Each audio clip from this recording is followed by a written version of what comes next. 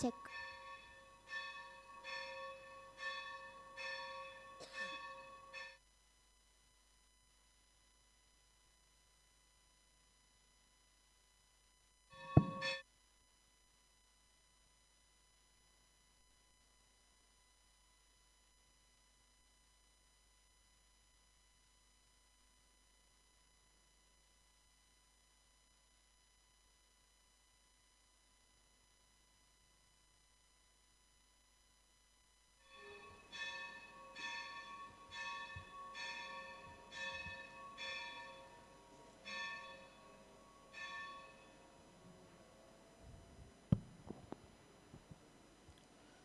பிதா குமாரன் பரிசுத்தாவி நாமத்தினாலே ஆமென்.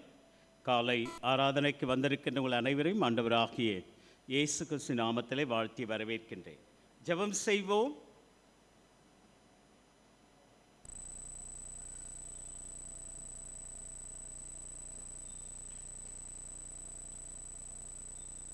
மகா பரிசுத்தம் இருக்கும் நிறைந்த நல்ல ஆண்டவரே, மனமகிழ்ச்சியான இந்த புதிய நாளின் காலை வேளைக்காக நன்றி செலுத்துகின்றோம். வாரத்தின் முதல் நாளிலே ஆண்டவருடைய திரு சன்னிதானத்தில் நாங்கள் ஓடோடி வந்திருக்கின்றோம். வந்தது நல்லது என்று கண்டு கொள்ளத்தக்கதான உணர்வினை நீர் எங்களுக்கு தர இந்த வேளையிலே நாங்கள் ஜெபிக்கின்றோம்.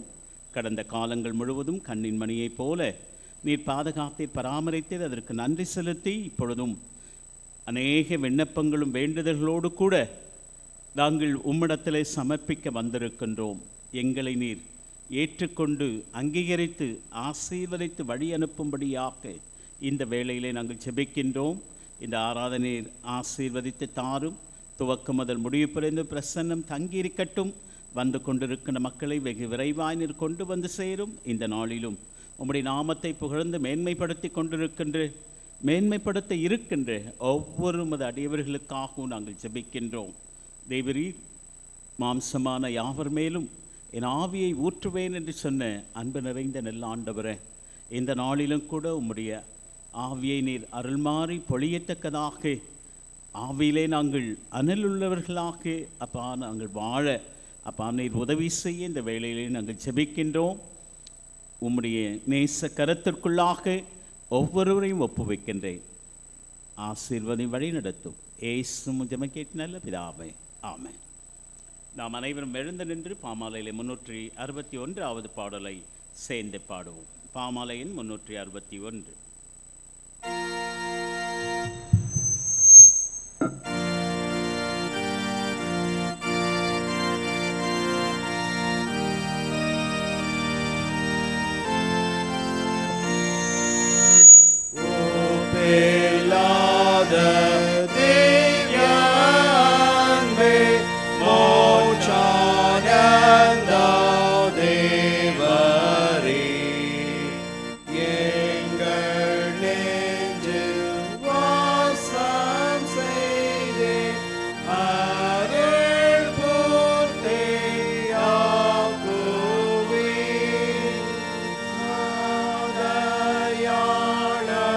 Yes.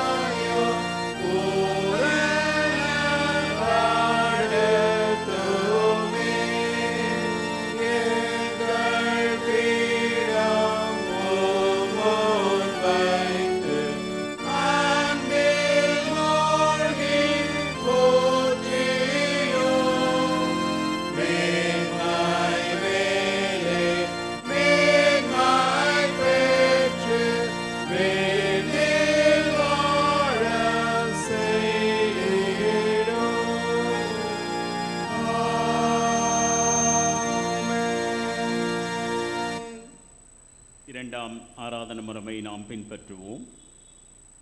நாம் கடவுளை தொழுவோம். கடவுள் ஆவியாயிருக்கிறார். அவரை தொழுது கொள்ள ஆவியோடும் உண்மையோடும் அவரை தொழுது கொள்ள வேண்டும். நம்முடைய பிதாவாகிய கடவுளாலும் கர்த்தராகிய இயேசு கிறிஸ்துவினாலும் உங்களுக்கு கிருபையும் சமாதானமும் உண்டாவதாக. இது கர்த்தர் உண்டு பண்ணின நாள். இதிலே களை கூர்ந்து மகள கிடவோம். ஆண்டவரே, எங்கள் உதடுகளை திறந்தருளும். எங்கள் வாய் உமது புகழை அறிவிக்கும். பிதாவுக்கும் குமாரனுக்கும் பரிசுத்த ஆவிக்கும் மகிமை உண்டாவதாக. ஆதியிலும் இப்போதும் இப்போதும் சதா காலங்களில் மகிமை உண்டாவதாக. திரியேக கடவுளை போற்றுவோம். சேனையின் கடவுளாகிய கர்த்தரே, நீர் பரிசுத்தர், பரிசுத்தர், பரிசுத்தர். வானமும் பூமியும் உமது மகிமையால் நிறைந்திருக்கின்றன. உன்னதத்திலே ஓசன்னா. கர்த்தரின் நாமத்தினாலே வந்தரும் வருகிறவருமான ஸ்தோத்திரிக்கப்பட்டவர். உன்னதத்திலே ஓசன்னா. கடவுளை நீர் பரிசுத்தர். கடவுளே நீர் பரிசுத்தர். சர்வ வல்லவரே நீர் பரிசுத்தர். சர்வ வல்லவரே நீர் பரிசுத்தர். சாவாமை உடையவரே நீர் பரிசுத்தர். சாவாமையுடையவரே நீர் பரிசுத்தர். ஆண்டவரே, எங்களுக்காக சிலுவையில் அறையுண்ட எங்கள் மீட்பரே, எங்கள் மேல் கிருபையாயிரும். ஆண்டவரே, எங்களுக்காக சிலுவையில் எங்கள் மீட்பரே, எங்கள் மேல் கிருபையாயிரும். பரிசுத்த ஆவியாகிய ஆண்டவரே, எங்கள் மேல் கிருபையாயிரும். பரிசுத்த ஆவியாகிய ஆண்டவரே, எங்கள் மேல் கிருபையாயிரும். ஆண்டவரே, எங்கள் ஜெபங்களையும் ஆராதனையும் ஏற்றுக்கொண்டு எங்கள் மேல் கிருபையாயிரும். ஆண்டவரே, எங்கள் மேல் மனதுருகி எங்கள் மேல் கிருபையாயிரும். நமக்கு பாவமில்லை என்போமானால் நம்மை நாமே வஞ்சிக்கொள்ளாவும். நமக்குள் உண்மை இல்லை. நமது பாவங்களை அறிக்கையிட்டால் பாவங்களை நமக்கு மன்னித்து எவ்வித அநீதமும் நீங்க நம்மை சுத்திகரிப்பதற்கு அவர் நம்பத்தக்கவரும் நீதி உள்ளவர். நான் எழுந்து என் தகப்பனிடத்திற்கு போய், தகப்பனே, பரத்திற்கு விரோதமாகவும் உமது பார்வையிலும் நான் பாவம் செய்தேன்.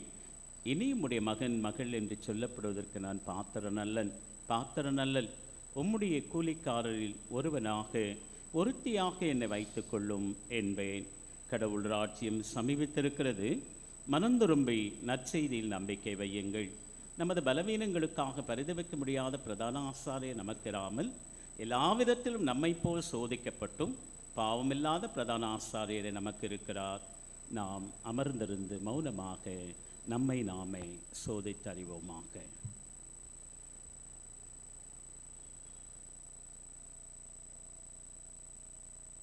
சர்வ வல்லமையுள்ள கடவுளிடத்தில் நாம் நமது பாவங்களை முதலாவது பாவரிக்கை ஜபத்தோடு கூட சேர்ந்து சொல்லுவோம். சர்வ வல்லமையும் மிகுந்த இரக்கமுள்ள பிதாவே, தப்பிப்போன ஆடுகளைப் போல நாங்கள் நம்முடைய வழிகளை விட்டு வழுவி அலைந்து போனோம். எங்கள் இதயத்தின் யோசனைகளுக்கும் விருப்பங்களுக்கும் மிகவும் இணங்கி நடந்தோம். பரிசுத்த கற்பனைகளுக்கு விரோதமாய் குற்றம் செய்தோம். செய்யத்தக்கவளை செய்யாமல் செய்யத்தகாதவளை செய்து வந்தோம். எங்களுக்கு சுகமே இல்லை. ஆனாலும் ஆண்டவரை, தெய்வரீர் எங்கள் ஆண்டவராகிய இயேசு கிறிஸ்துவின் மூலமாக மனிதருக்கு அருளி செய்த வாக்குத்தத்தங்களின்படியே நிர்பாக்கியமுள்ள குற்றவாளிகளாக அடியாருக்கு இறங்கும். தப்பிதங்களை அறிக்கையிடுகிற எங்கள் மேல் பொறுமையாயிரும். பாவத்தினின்று துக்கப்படுகளை சீர்படுத்தும் மிகவும் இரக்கமுள்ள பிதாவை, இந்த பரிசுத்த நாமத்துக்கு மகிமையுண்டாகும்படி நாங்கள் இனி இயேசு கிறிஸ்து நிமித்தம் எங்களுக்கு கிருபை செய்துள்ளோம். ஆமென்.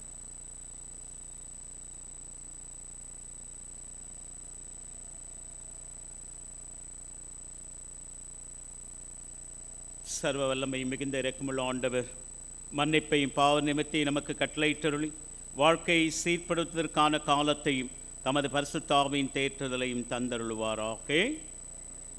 ஆண்டவரை துதியுங்கள்.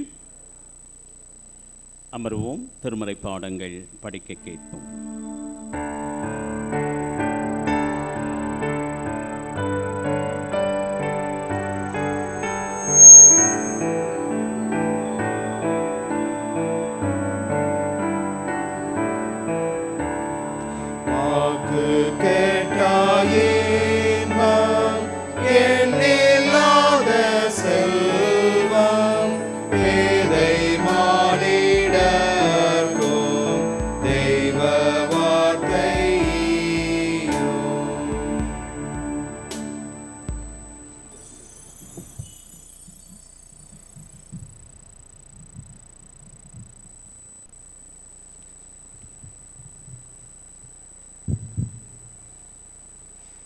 வாசிக்க தெரிந்து கொள்ளப்பட்ட திருமறை பகுதி யாத்ராகமம் 1ஆம் அதிகாரம் 17 22 வரை.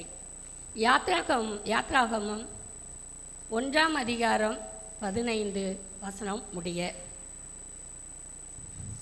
அதுவும் அன்றி எப்தின் ராஜா சிப்ராள் பூவாள் என்னும் பேருடைய எபிரேய மருத்துவச்சிகளோடு பேசி, நீங்கள் எபிரேய ஸ்திரீகளுக்கு மருத்துவம் செய்யும் போது அவர்கள் மனையின் மேல் உட்கார்ந்திருக்கையில் பார்த்து, ஆண் பிள்ளையானால் கொன்று போடுங்கள், பெண் பிள்ளையானால் உயிரோடு இருக்கட்டும் என்றான். மருத்துவச்சிகளோ தேவனுக்கு பயந்ததினால் எப்தின் ராஜா தங்களுக்கு இட்ட கட்டளையின்படி செய்யாமல் ஆண் பிள்ளைகளையும் உயிரோடே காப்பாற்றினார்கள்.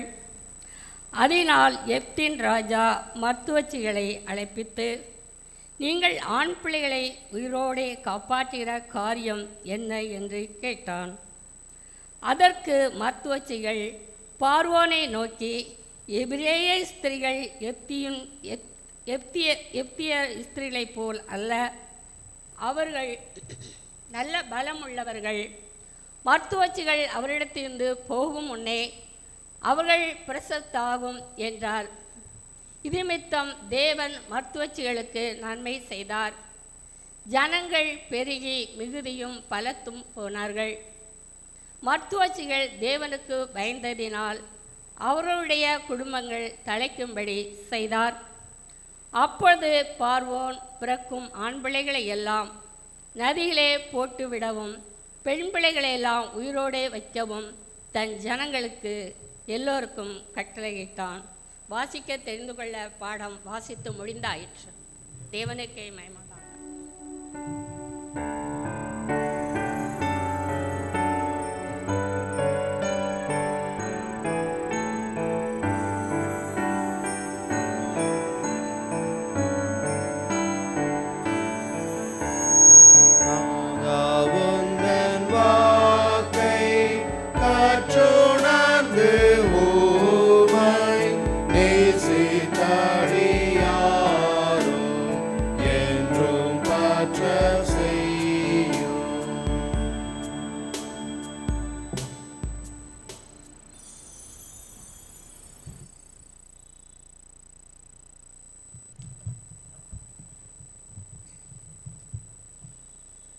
வாசிக்க தெரிந்து கொள்ளப்பட்ட இரண்டாம் வேத பாடம் அப்போஸ்தலனாகிய பவுல் பிலிப்பியருக்கு எழுதின நிருபம் 4ஆம் அதிகாரம் வசனங்கள் 1 முதல் 7 வரை.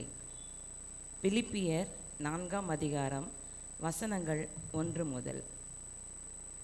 ஆதலால் எனக்கு பிரியமும் வாஞ்சியுமான சகோதரரே, எனக்கு சந்தோஷமும் கிரீடமுமானவர்களே, பிரியமானவர்களே, இந்தபடியே கர்த்தருக்குள் நிலைத்திருங்கள். கர்த்தருக்குள் ஒரே சிந்தையாயிருக்க எயோதியாளுக்கும் சிந்திக்கையாளுக்கும் புத்தி சொல்லுகிறேன்.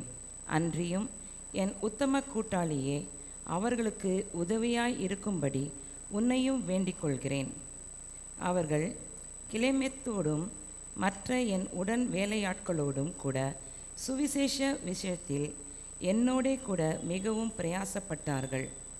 அவர்களுடைய நாமங்கள் ஜீவ புஸ்தகத்தில் இருக்கிறது. கர்த்தருக்குள் எப்பொழுதும் சந்தோஷமாய் இருங்கள், சந்தோஷமாய் இருங்கள் என்று மறுபடியும் சொல்லுகிறேன். உங்கள் சாந்த குணம் எல்லா மனுஷருக்கும் தெரிந்திருப்பதாக. கர்த்தர் சமீபமாய் இருக்கிறார். நீங்கள் ஒன்றுக்கும் கவலைப்படாமல் எல்லாவற்றையும் குறித்து உங்கள் விண்ணப்பங்களை ஸ்தோத்திரத்தோடே கூடிய ஜெபத்தினாலும் வேண்டுதலினாலும் தேவனுக்கு தெரியப்படுத்துங்கள். அப்பொழுது எல்லா புத்திக்கும் மேலான தேவ சமாதானம் உங்கள் இருதயங்களையும் உங்கள் சிந்தைகளையும் கிறிஸ்து இயேசுக்குள்ளாக காத்துக்கொள்ளும் என்பதே. வாசிக்க தெரிந்து கொள்ளப்பட்ட 2ஆம் வேத பாடம் வாசித்து முடிந்தாயிற்று. தேவனே உமக்கே மகிமை உண்டாவதாக. ஆமென். Amen.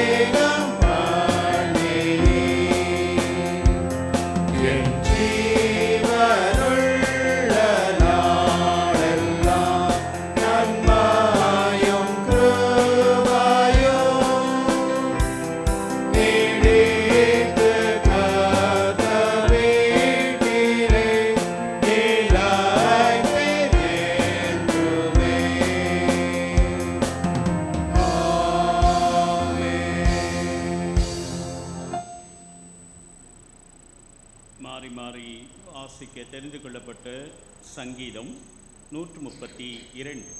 சங்கீதம் 132.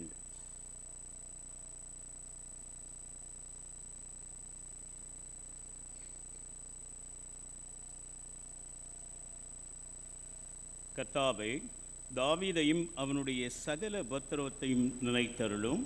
அவன், நான் கர்த்தருக்கு ஒரு இடத்தை, யாக்கோபின் நல்லவருக்கு ஒரு வாசஸ்தலத்தையும் காண மட்டும் என் வீடாகிய கூடாரத்தில் பிரவேசிப்பதும் இல்லை, என் படுக்கையாகிய கட்டிலின் மேல் ஏறுவதும் இல்லை. என் கண்களுக்கு நித்திரையையும் என் இமைகளுக்கு உறக்கத்தையும் வரவிடுவதும் இல்லை என்று கர்த்தருக்கு ஆணையிட்டு யாக்கோபின் வல்லவருக்கு பொருத்தனை பண்ணினான்.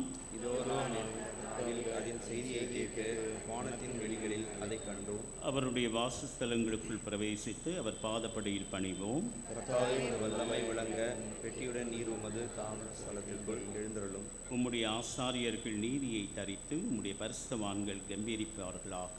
நீர் அபிஷேகம் பண்ணித்தன உமது தாசனாகிய தாவீது நிமித்தம் புறக்கணியாதிரும். உன் கர்ப்பத்தின் கனியை உன் சிங்காசனத்தின் மேல் வைப்பேன் என்றும், உன் குமாரன் என் உடன்படிக்கையும் நான் போதிக்கும் என் சாட்சியும் காத்து நடந்தால் அவர்கள் குமாரன் என்னைக்கும் சிங்காசனத்தில் வீற்றிருப்பார்கள் என்றும் கர்த்தர் தாவீதுக்கு உண்மையாய் ஆணையிட்டார், அவர் தவறமாட்டார். கர்த்தர் சீயோனை தெரிந்து கொண்டு அது தமக்கு வாசஸ்தலமாகும்படி விரும்பினார். இது என்றைக்கும் நான் தங்கும் இடம், இதை நான் விரும்பியபடியா இங்கே வாசம் பண்ணுவேன். அதன் ஆகாரத்தை நான் ஆசீர்வதித்து வருவேன், அதன் ஏழைகளை நான் அப்பத்தினால் திருப்தியாக்குவேன். அதன் ஆசாரியர்களுக்கு ரட்சிப்பை உடுத்துவேன், அதில் உள்ள பரிசுத்தவான்களையும் கம்பீரிப்பார்கள். அங்கே தாவீதுக்காக ஒரு கொம்பை முளைக்க பண்ணுவேன், நான் அபிஷேகம் பண்ணிவித்தவனுக்காக ஒரு விளக்கை ஆயத்தம் பண்ணினேன்.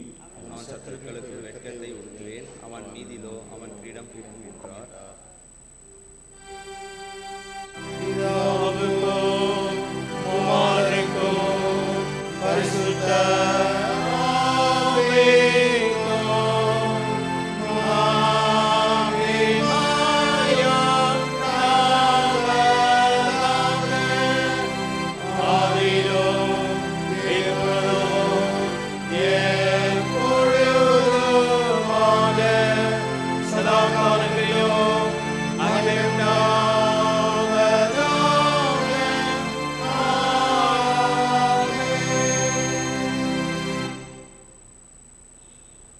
படிக்கப்பட வேண்டிய நற்செய்தி பகுதி தூய லூக்கா அதிகாரம் 1 வசனங்கள் 26 முதல் 38 முடிய.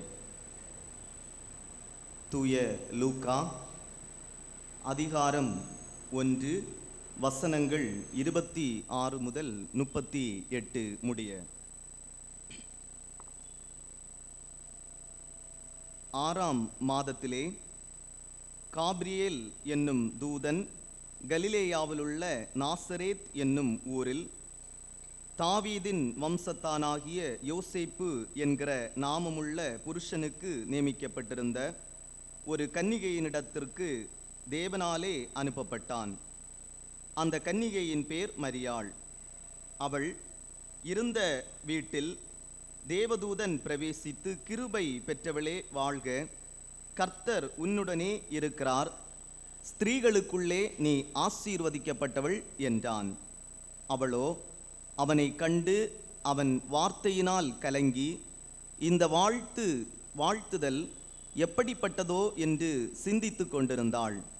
தேவதூதன் அவளை நோக்கி, மரியாளே, பயப்படாதே, நீ தேவனிடத்தில் கிருபை பெற்றாய். இதோ நீ கர்ப்பவதியாகி ஒரு குமாரனை பெறுவாய், அவருக்கு இயேசு என்று பெயரிடுவாயாக.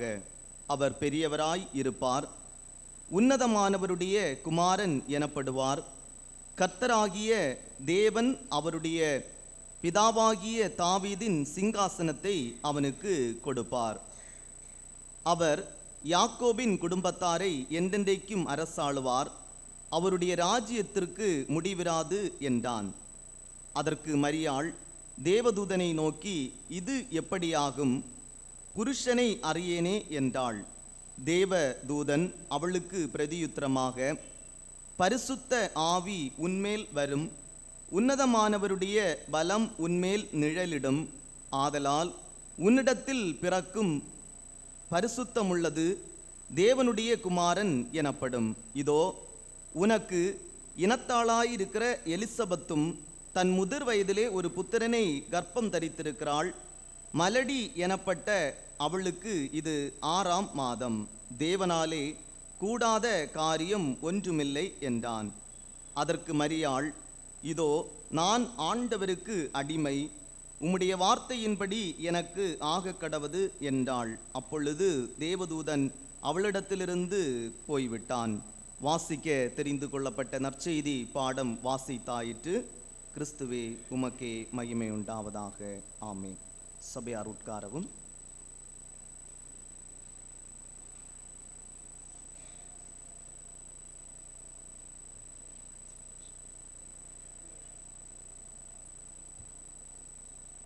இப்பொழுது பெண்கள் ஐக்கிய குழுவினர் ஒரு பாடலை பாடுவார்கள்.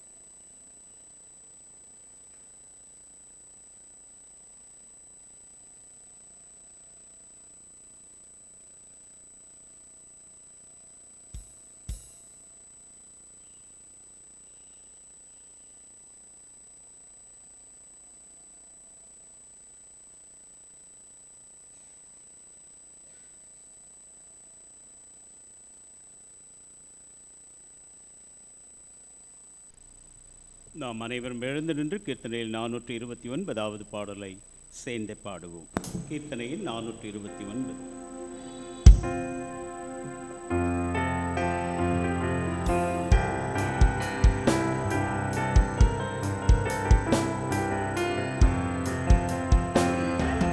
தலைவராயேசு இருந்தால் இல்லை என்பது இல்லையே. இல்லத்தின் தலைவராயேசு இருந்தால் இல்லை என்பது இல்லையே. நிறைவான வாழ்வினை தருவார், கண்டு குறையாவும் போக்கியே விடுவார். நிறைவான வாழ்வினை தருவார், கண்டு குறையாவும் போக்கியே விடுவார். மறைவான விருந்தினராவார், இந்த மறைஞான விருந்தினை தருவார். மறைஞான விருந்தினராவார், இந்த மறைஞான விருந்தினை தருவார். இல்லத்தின் தலைவராயேசு இருந்தால் இல்லை என்பது இல்லையே. வழியாக வருபவர் அவரே, வழியில் ஒளியாக திகழ்பவர் அவரே. வழியாக வருபவர் அவரே, வழியில் ஒளியாக திகழ்பவர் அவரே. வழுவாமல் காப்பவர் அவரே, நம்மை தழுவியே அணைப்பவர் அவரே. வழுவாமல் காப்பவர் அவரே, நம்மை தழுவியே அணைப்பவர் அவரே. இல்லத்தின் தலைவராயேசு இருந்தால் இல்லை என்பது இல்லையே. அவர் பாதம் தொடர்ந்திட வேண்டும், நித்தம் அவர் பாதை நடந்திட வேண்டும். அவர் பாதம் தொடர்ந்திட வேண்டும், நித்தம் அவர் பாதை நடந்திட வேண்டும். அவர் போல வாழ்ந்திட வேண்டும், என்றும் பிறர்க்காக உழைத்திட வேண்டும். அவர் போல வாழ்ந்திட வேண்டும், என்றும் பிறர்க்காக உழைத்திட வேண்டும். இல்லத்தின் தலைவராயேசு இருந்தால் இல்லை என்பது இல்லையே. இல்லத்தின் தலைவராயேசு இருந்தால் இல்லை என்பது இல்லையே. சபையார் அமரவும். கிறிஸ்துவுக்குள் அன்பார்ந்தவர்களே, உங்கள் அனைவருக்கும் ஆண்டவராகிய இயேசு கிறிஸ்து நாமத்தில் மீண்டுமாக வாழ்த்துக்களை நான் தோத்திரத்தையும் தெரிவித்துக் கொள்கின்றேன். இன்றைய மனமகிழ்ச்சியான இந்த நல்ல நாளிலும் கர்த்தருடைய வார்த்தை நமக்கு அளிக்க வந்திருக்கின்ற நமது பரசுவாக்கம் பகுதியில் இருக்கின்ற குருகுலம் இறையியல் கல்லூரியிலே பழைய ஏற்பாட்டின் பேராசிரியராக பணியாற்றி வருகின்ற டாக்டர் அரவிந்த் அவர்கள் நம் மத்தியிலே இந்த நாளிலே வந்திருக்கின்றார்கள். கடந்த வாரத்திலே அவர்கள் வர வேண்டியது,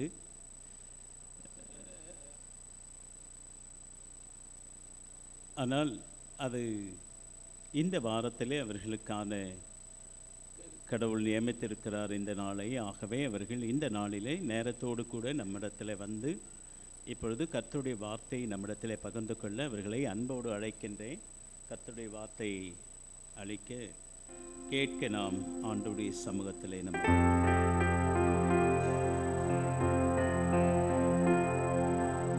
ஆரும் தூய ஆவியே,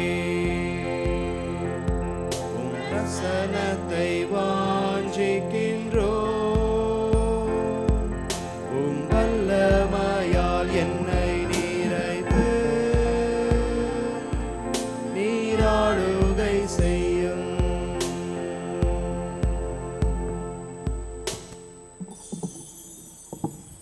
ஜெபம் செய்வோம்.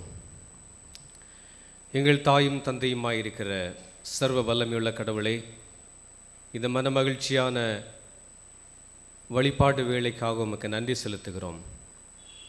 உம்முடைய வார்த்தையை கேட்க நாங்கள் வந்திருக்கிறோம். உம்முடைய தூய ஆவியானவர் தாமே எங்கள் மத்தியிலே உம்முடைய வார்த்தையின் தெளிவுகளை விளக்கியறல வேண்டும் என்று சமூகத்திலே நாங்கள் ஜெபிக்கிறோம். அடியனை மறைத்து நீரே வெளிப்படும். என்னுடைய வாயின் வார்த்தைகளும் எங்களுடைய இருதயத்தின் தியானமும் உம்முடைய சமூகத்திலே பிரீதியாக இருப்பதாக. ஆமென். ஆண்டவராகிய இயேசு கிறிஸ்துவின் நாமத்தினாலே உங்கள் யாவருக்கும் என்னுடைய வாழ்த்துக்களை தெரிவித்துக் கொள்கிறேன். இன்றைய தினத்திலும் உங்களோடு வழிபடும்படியாக ஆண்டவர் எனக்கு கொடுத்த இந்த வாய்ப்புக்கு நன்றி செலுத்துகிறேன். விசேஷமாக இறை செய்தியை உங்களோடு பகிர்ந்து கொள்ளும்படியாக ஆண்டவர் எனக்கு அருளியிருக்கிற இந்த வாய்ப்புக்கு நான் ஆண்டவருக்கு நன்றியை செலுத்திக் கொள்கிறேன். இதற்கு காரணமாக இருந்த நம்முடைய திருச்சபையின் போதகர் அவர்களுக்கும் பயிற்சியாளர் அவர்களுக்கும் என்னுடைய நன்றியை நான் தெரிவித்துக் கொள்கிறேன். சென்னை பேராயத்திலே இன்றைக்கு தியானிக்கும்படியாக கொடுக்கப்பட்டிருக்கிற தலைப்பு பெண்களின் திருப்பணியை நினைவு கூறுதலும் கொண்டாடுதலும். பெண்களின் இறைப்பணியை நினைவு கூறுதலும் கொண்டாடுதலும். Remembering and celebrating women's ministry. இந்த தலைப்பை பார்த்தவுடனே நான் யோசித்தது என்னவென்றால், இந்த தலைப்பு பெண்களினுடைய பங்களிப்பை குறித்து பேச வேண்டிய ஒரு தலைப்பாக இருக்கிறது.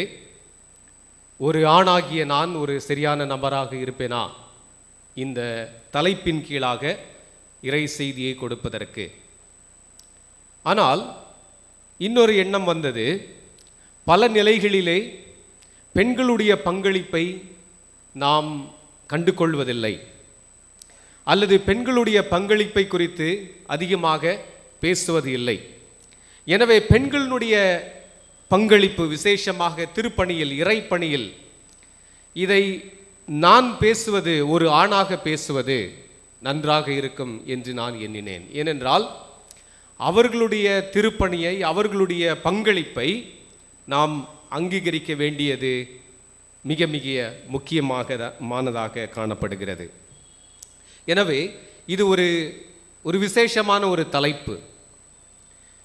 திருப்பணியிலே அவர்கள் பெண்கள் எந்த விதமான பங்கை வகிக்கிறார்கள் என்பதை நாம் அறிந்து கொண்டு அதை இன்னும் அதிகமாக தெரிந்து கொள்ள வேண்டியது நம்முடைய கடமையாக இருக்கிறது. திருமறை என்பது பல நூல்களை கொண்டிருக்கிறது. பழைய ஏற்பாடு, புதிய ஏற்பாடு எல்லாவற்றையும் நாம் பார்க்கும் பொழுது, ஆனால் இந்த நூல்கள் எல்லாவற்றையும் யார் எழுதினது என்று பார்த்தோம் என்றால் ஆண்கள் தான் எழுதியிருக்கிறார்கள்.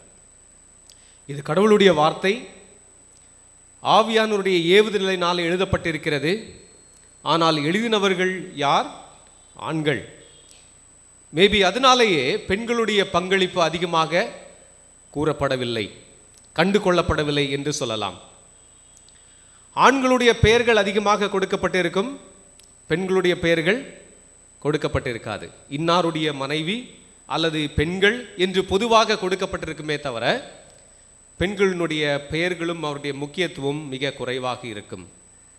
இருந்த போதிலும் கடவுள் எவ்வளவேனும் ஆண் பெண் என்ற வித்தியாசம் பார்க்கிறவர் அல்ல.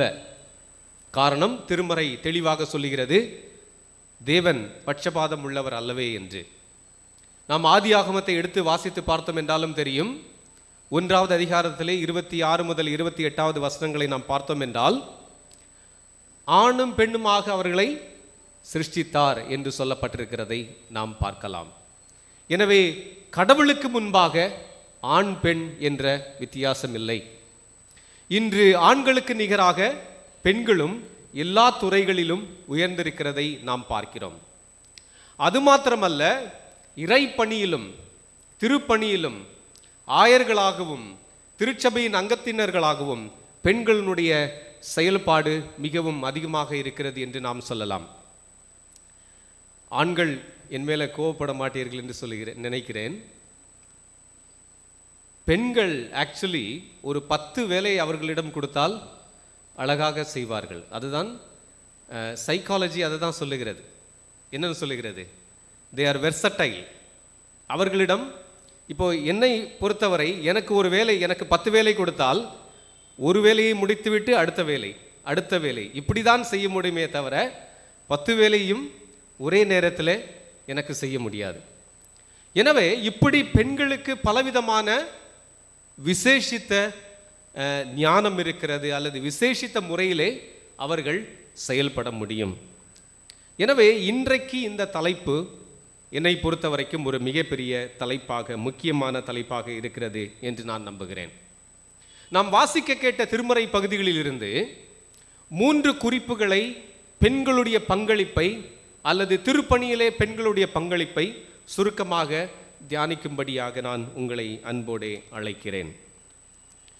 முதலாவது குறிப்பு என்னவென்றால், விடுதலை இயக்கத்தின் உண்மையான தலைவர்களை அடையாளம் காணுதல். விடுதலை இயக்கத்தின் உண்மையான தலைவர்களை அடையாளம் காணுதல்.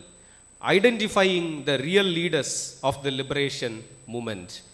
Identifying the real leaders of the liberation movement. திருமறை நாம் நன்றாக அறிந்திருக்கிறோம்.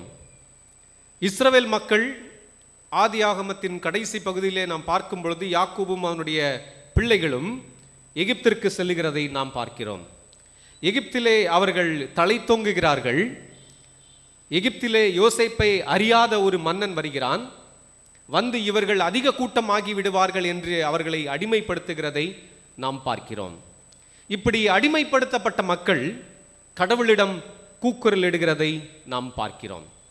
கூக்குரலிட்ட மக்களினுடைய கண்ணீரை பார்த்த கடவுள், அவர்களுடைய அழுகையின் ஓலத்தை கேட்ட கடவுள், அவர்களுடைய வேதனையை அறிந்த கடவுள் மோசேயும் ஆரோனையும் அனுப்புகிறதை நாம் பார்க்கிறோம். பலவிதமான அற்புதங்களின் மூலமாக அங்கு ஒரு பெரிய ஒரு ஃபைட் நடக்கிறத நாம் பார்க்கலாம். கடவுள் பெரியவரா அல்லது எகிப்தின் கடவுள்கள் பெரியவரா? இப்படி கடைசியிலே யெகோவா கடவுள் அவரே வல்லமையானவர் என்பதை நிரூபிக்கும் வண்ணமாக மக்களை எகிப்திலிருந்து வெளியேற்றி அவர்களை செங்கடலின் வழியாக கடந்து செல்ல செய்கிறார். இவையெல்லாம் நாம் அறிந்த சம்பவங்களாகவே இருக்கிறது.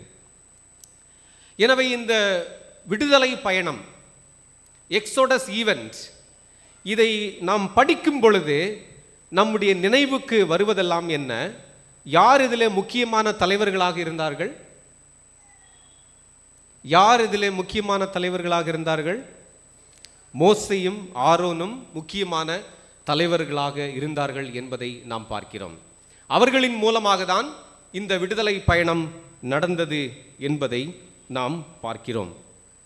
ஆனால் மோசேவினுடைய பிறப்புக்கு முன்பாகவே இந்த விடுதலை பயணம் ஆரம்பித்து விட்டது. கவனிக்கிறீர்களா? மோசேயினுடைய பிறப்புக்கு முன்பாகவே இந்த விடுதலை பயணம் ஆரம்பிக்கிறது. எப்படி ஆரம்பிக்கிறது? யார் மூலமாக ஆரம்பிக்கிறது? நாம் வாசிக்க கேட்ட பழைய ஏற்பாடு பகுதியை நீங்கள் பார்த்தீர்கள் என்றால் 2 பெண்மணிகளை குறித்து சொல்லப்பட்டிருக்கிறது, மருத்துவச்சிகளை குறித்து சொல்லப்பட்டிருக்கிறது. அவர்களுடைய பெயர்கள் என்ன? சிப்போரால், புவால். ஆங்கிலத்திலே ஷிஃப்ரா புவா என்று சொல்லலாம். இன்னும் மோசேயினுடைய தாயார் ஒருவர் இருக்கிறார், மோசேயினுடைய சகோதரி இருக்கிறார்கள், பார்வோனுடைய மகள். ரைட்? இவையெல்லாம் எங்கே தான் கூறப்பட்டிருக்கிறது? யாத்ராகமம் புஸ்தகத்தில் தான் எழுதப்பட்டிருக்கிறது. ஆனால் விடுதலை பயணம் என்று நாம் யோசிக்கும் பொழுது நம்முடைய மனதிற்கு வருவதெல்லாம் யார்? மோசே, ஆரோன். இவர்களின் மூலமாக தான் விடுதலை பயணம் ஆரம்பித்தது என்பதுதான் நம்முடைய நம்பிக்கையாக இருக்கிறது. அந்த நம்பிக்கையிலே எந்த விதமான ஒரு தவறும் இல்லை. ஆனால் பல நேரத்திலே இந்த விடுதலை பயணத்திற்கு முன்னோடிகளாக இருந்தவர்களை நாம் மறந்து விடுகிறோம். இங்கே முன்னோடிகளாக இருக்கிறவர்கள் யார்? பெண்கள். இங்கே முன்னோடிகளாக இருக்கிறவர்கள் சிப்போரால், பூவால். நாம் எண்ணி பார்த்தோம் என்றால் கிட்டத்தட்ட ஒரு 5 பெண்மணிகள் மோசேயினுடைய பிறப்புக்கு முன்பாகவே பலவிதமான இன்னல்களின் மத்தியிலே, போராட்டங்களின் மத்தியிலே மோசேயை பாதுகாத்தார்கள் என்பதை நாம் பார்க்கிறோம். அப்படி என்றால் விடுதலை பயணத்தில் மோசே அழைக்கப்படுவதற்கு முன்பாகவே, இன்னும் கூட சொல்லப்போனால் அவனுடைய பிறப்புக்கு முன்பாகவே இங்கு பெண்மணிகள் கடவுளுடைய திட்டத்தை துவங்குகிறதை நாம் பார்க்கிறோம். எனவே நான் என்ன சொல்லுவேன் என்றால், விடுதலை பயணம் மோசே ஆரோனிடத்திலிருந்து துவங்கவில்லை, மாறாக சிப்போராள் பூவாள் என்ற இரு பெண்மணிகளிடமிருந்து தான் துவங்குகிறது என்று நான் சொல்வேன். எப்படி நீங்கள் இப்படி சொல்லுகிறீர்கள் என்று கேட்கலாம். நாம் வாசிக்க கேட்ட பகுதியை நாம் எடுத்துக்கொள்வோம். அங்கே என்ன சம்பவம் நடக்கிறது? எகிப்தின் ராஜா எபிரேய மருத்துவச்சிகளாகிய சிப்போராள் பூவாளை அழைக்கிறார். 1வது அதிகாரம் 15வது வசனத்தில் இது கூறப்பட்டிருக்கிறது. அழைத்து என்ன சொல்கிறார்? நீங்கள் எபிரேய பெண்பிள்ளைகளுக்கு பிரசவம் பார்க்கிற நேரத்திலே ஆண் பிள்ளையானால் கொன்றுவிடுங்கள், பெண் பிள்ளையானால் விட்டுவிடுங்கள் என்று சொல்கிறார்கள். இவர்கள் என்ன செய்கிறார்கள்? கடவுளுக்கு பயந்தபடியினாலே அவர்கள் அரசன் சொல்லுவதை போல செய்யாமல் ஒன்றுமே செய்யாமல் விடுகிறார்கள். என்ன நடக்கிறது? ஆண் பிள்ளைகள் பிறந்து கொண்டே இருக்கிறார்கள்.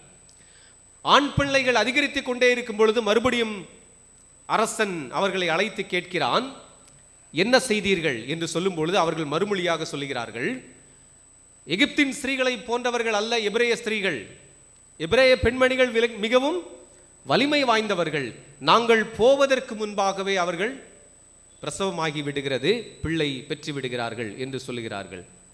ரைட்? ஸோ இதற்கு பின்பாக தான் அரசன் ஒரு சட்டத்தை கொண்டு வருகிறதை நாம் பார்க்கிறோம். இந்த வசனங்களை நாம் பலமுறை வாசித்திருப்போம். ஆனால் நம்முடைய கண்களுக்கு இந்த வசனங்கள் புலப்படுவதில்லை. ஏனென்றால் நமக்கு தெரிந்த தலைவர்கள் எல்லாம் மோசேயும் ஆரோனும் தான். ஆனால் இந்த பெண்மணிகள் செய்ததை சற்றே நாம் யோசித்து பார்ப்போமே. அரசன் கூப்பிடுகிறான். அரசன் யார்? பார்வோன். பார்வோன் சாதாரண ஆள் இல்லை, தேசத்தின் அதிபதி, வலிமை வாய்ந்தவன். அவன் நினைத்தால் என்ன வேண்டுமென்றாலும் செய்யலாம். அப்படிப்பட்ட அரசன் அழைத்து அவர்களுக்கு கட்டளையிடும் போது அவர்கள் எந்த விதத்திலும் பயப்படாமல் கடவுளுக்கு மாத்திரமே பயப்பட்டவர்களாக ஆண் பிள்ளைகளை அவர்கள் பிழைக்க விடுகிறதை நாம் பார்க்கிறோம். இது சாதாரண விஷயமா? இது சாதாரண விஷயம் அல்ல. ஒரு அதிபதி சொல்லும் பொழுது அதற்கு மாறாக செயல்பட்டால், அல்லது அவர்கள் சொல்வது பொய் என்று அந்த அதிபதி அறிந்தால் அவர்களுடைய உயிருக்கே ஆபத்து ஏற்படும் ஒரு நிலைமை. அப்போ அவங்க என்ன பண்றாங்க? ஆபத்தை அவர்கள் இங்கே கையாளுகிறதை நாம் பார்க்கிறோம். ஆங்கிலத்திலே சொல்ல வேண்டும் என்றால் அவங்க ரிஸ்க் எடுக்கிறாங்க. தங்களுடைய உயிரையும் பணயம் வைத்து இங்கே மருத்துவச்சிகள் ரிஸ்க் எடுக்கிறத நம்ம பார்க்கிறோம். என அன்பானவர்களே, ஆண்டவர் இந்த இரு பெண்களையும் தேர்ந்தெடுத்து அவர்களின் மூலமாக விடுதலை பயணத்தை துவங்குகிறதை நாம் பார்க்கிறோம். விடுதலை பயணம் மோசையின் இடத்திலிருந்து துவங்கவில்லை. எப்பொழுது யூத ஆண் பிள்ளைகள் காப்பாற்றப்பட்டார்களோ இந்த இரு பெண்களின் மூலமாக அதிலிருந்து விடுதலை பயணம் துவங்குகிறது என்பதை நாம் பார்க்கிறோம். மறுபடியும் அவர்கள் அழைக்கப்படும் பொழுது என்ன சொல்லுகிறார்கள்? தைரியமாக பேசுகிறார்கள். அது பொய் என்று அறிந்திருந்தால் அரசன் அவர்களை சிறை சேதம் பண்ணிவிடலாம். அப்படி இருந்தும் தைரியம் உள்ளவர்களாக, ஆண்டவருக்கு பயந்தவர்களாக அவர்கள் இங்கு செயல்படுகிறதை நாம் பார்க்கிறோம். நாம் மோசேயும் ஆரோனையும் தான் பெரிய தலைவர்களாக நாம் கருதுகிறோம். கரெக்ட் தானே? மோசே என்ன சொல்றார் கடவுள் அழைக்கும் பொழுது? கால் சம்ஒன் எல்ஸ், வேற யாரையாவது கூப்பிடுக்க, நான் போக மாட்டேன். ஆனால் இந்த மருத்துவச்சிகள் என்ன செய்கிறார்கள்? they are ready to take risk. ஆபத்தை கையில் எடுப்பதற்கு அவர்கள் தயாராக இருக்கிறார்கள். எதற்காக? பிள்ளைகளை காப்பாற்றுவதற்காக. நாம் ஏன் இவர்களுடைய செயலை மறந்து விடுகிறோம்? இவர்கள் அல்லவா அர்ப்பணிக்கப்பட்ட இறை பெண்மணிகளாக கடவுளுடைய திட்டத்தை நிறைவேற்றி இருக்கிறார்கள். இவர்கள் அல்லவா தங்களுடைய வாழ்க்கையின் ஒரு ஆபத்து நெருங்கும் ஆபத்தான கட்டம் இதை நம்மை கொண்டு செல்லும் என்று அறிந்தும் அவர்கள் இங்கே தைரியமாக செயல்படுகிறதை நாம் பார்க்கலாம். என அன்பானவர்களே, விடுதலை பயணம் மோசேவிலிருந்து ஆரம்பிக்கவில்லை, சிப்போராள் பூவாவிலிருந்து ஆரம்பிக்கிறது என்பதை நாம் பார்க்கிறோம். they were brave risk takers for the people of God. கடவுளுடைய மக்களுக்காக எவ்வித ஆபத்தையும் எதிர்நோக்க தயாராக இருந்தார்கள் என்பதை நாம் பார்க்கிறோம். பல நிலைகளிலே நம்முடைய திருமறை வாசிப்பிலே, நம்முடைய பிரசங்கங்களிலே இந்த பெண்மணிகளினுடைய தியாகத்தை நாம் கண்டு கொள்வதில்லை. இவர்கள் செய்த ஒரு வலிமையான இந்த சம்பவத்தை குறித்து நாம் பேசுவதல்ல. இவர்கள் அல்லவோ அர்ப்பணிக்கப்பட்ட இறை பெண்மணிகள். திருப்பணிக்கென்று தங்களை அர்ப்பணித்து கடவுளுடைய திட்டத்தை நிறைவேற்றிய இந்த இருவரையும் நாம் இறைப்பணிக்கென்று அழைக்கப்பட்ட பெண்களாக நாம் கருதும்படியாக ஆண்டவர் நம்மை அழைக்கிறார். எனக்கு அன்பானவர்களே, நாம் யாவரும் ஏமி கார்மைக்கலை குறித்து அறிந்திருக்கிறோம். டோனாவூர் ஃபெல்லோஷிப்பை, ஐக்கியத்தை ஆரம்பித்தது இந்த ஏமி கார்மைக்கல். 1867 1951 வரை அவர்கள் வாழ்ந்தார்கள். இந்திய தேசத்திலே 1895 அவர்கள் வந்து ஒரு மிகப்பெரிய புரட்சியை செய்ததை நாம் பார்க்கிறோம். என்ன புரட்சி? அந்த காலத்திலே பெண்மணிகளை கோவில்களுக்கென்று தத்தெடுத்து விடுவார்கள், தத்து கொடுத்து விடுவார்கள். குழந்தைகளையும், பெண் குழந்தைகளையும், பெண்களையும் இறைவனடி அவர்கள் இருக்க வேண்டும் என்று அவர்கள் பலவிதத்திலே வேதனைகளை அனுபவித்தார்கள் என்பதை நாம் சரித்திரத்திலே நாம் வாசிக்கிறோம். இப்படிப்பட்ட சிறு பெண்களையும் பெண்மணிகளையும் காப்பாற்றுகிற வேளையிலே இந்த ஏமி கார்மைக்கல் அம்மையார் தன்னை ஈடுபடுத்தி கொண்டார்கள் என்பதை நாம் பார்க்கிறோம். தன்னுடைய வாழ்வை ஒரு ஆபத்தான கட்டத்திலே வைத்து பெண்களையும் குழந்தைகளையும் காப்பாற்றினார் இந்த ஏமி கார்மைக்கல். எப்படி இந்த மருத்துவச்சிகள் தங்களுடைய வாழ்க்கையை, ஆபத்தின் நிலையை அறிந்தும் இஸ்ரவேல் மக்களினுடைய ஆண் குழந்தைகளை காப்பாற்றினார்களோ, அதே போல இந்த மிஷனரி அம்மையாரும் காப்பாற்றியதை நாம் பார்க்கிறோம். எனக்கு பிரியமானவர்களே, திருமறையிலே காணப்படுகிற இப்படிப்பட்ட பெண்மணிகளையும் அவர்களுடைய செயல்களையும் குறித்து நாம் தியானிக்கும்படியாக ஆண்டவர் நம்மை அழைக்கிறார். விடுதலை இயக்கத்தின் உண்மையான தலைவர்கள் சிப்பரால், பூவால் என்ற 2 மருத்துவச்சிகள். இரண்டாவதாக, acknowledging the brave woman who was responsible for bringing Jesus Christ into this world as a child. இயேசு கிறிஸ்துவை இந்த உலகத்திற்கு குழந்தையாக கொண்டு வந்த துணிச்சலான பெண்மணியை நாம் அங்கீகரிக்க வேண்டும். நாம் வாசிக்க கேட்ட நற்செய்தி பகுதியை நாம் எடுத்துக்கொள்வோம். லூக்கா எழுதின நற்செய்தி நூல் 1வது அதிகாரம் வசனங்கள் 26 முதல் 38 வரை நாம் வாசிக்க கேட்டோம். இங்கேயும் ஒரு பெண்மணியை குறித்து நாம் பார்க்கிறோம். யார் இவர்? இயேசு கிறிஸ்துனுடைய தாயார். இந்த இயேசு கிறிஸ்துனுடைய தாயார் ஒரு சாதாரண ஒரு பின்னணியத்திலிருந்து வந்த ஒரு யூத பெண். ஒரு வசதி வாய்ப்பு நிறைந்த ஒரு பெண்மணி அல்ல, ஒரு சாதாரண ஒரு பெண்மணி. இந்த பெண்மணியை, கன்னிகையாக இருக்கிற இவள் இன்னொரு ஆணோடு மனம் முடிக்கும்படியாக ஆயத்தம் செய்யப்பட்டிருக்கிறாள். அவருடைய பெயர்தான் யோசேப்பு. இப்படிப்பட்ட ஒரு தருவாயிலே கடவுளுடைய தூதன் அங்கே அவளுக்கு வெளிப்படுகிறதை நாம் பார்க்கிறோம். அங்கே வந்த கடவுளுடைய தூதன் என்ன சொல்லுகிறான்? காபிரியேல், கிருபை பெற்றவளே நீ வாழ்க, கர்த்தர் உன்னுடனே இருக்கிறாள் என்று ஆசீர்வதித்தார். இந்த ஆசீர்வதிப்பை கேட்ட பெண், இது எப்படிப்பட்ட ஒரு ஆசீர்வாதமோ என்று யோசித்துக் கொண்டிருக்கும் போது அந்த தூதன் என்ன சொல்லுகிறான்?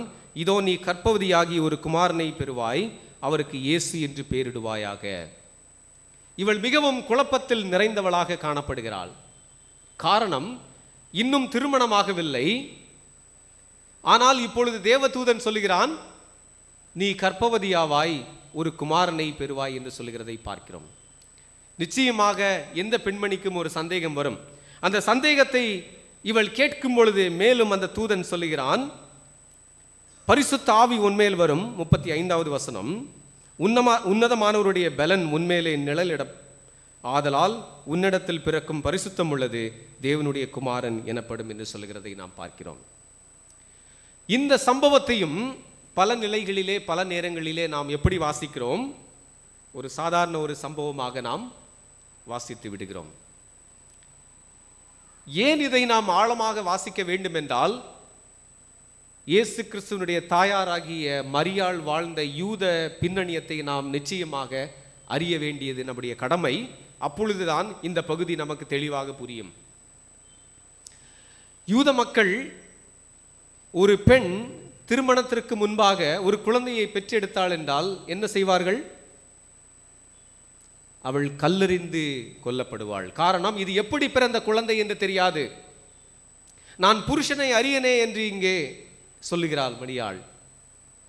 ஸோ இப்படிப்பட்ட ஒரு மிகவும் ஆர்த்தடாக்ஸ் ட்ரெடிஷ்னல் யூத பின்னணியத்திலே இருக்கிற இந்த மரியாள் மிகவும் கலங்கினவனாக காணப்படுகிறார். இந்த தேவதூதன் சொல்லுகிறதை போல எனக்கு சம்பவித்தால் நிச்சயமாக இந்த யூத மக்கள் என்னை கல்லெறிந்து கொன்று விடுவார்கள். நாம் இன்னொரு பகுதியிலே பார்க்கிறோம். மத்தேயு எழுதின நற்செய்தி நூல் 1வது அதிகாரம் வசனங்கள் 19 முதல் 25, விசேஷமாக வசனம் 19 பார்த்தோம் என்றால் வாசியுங்கள். மத்தேயு 1:19.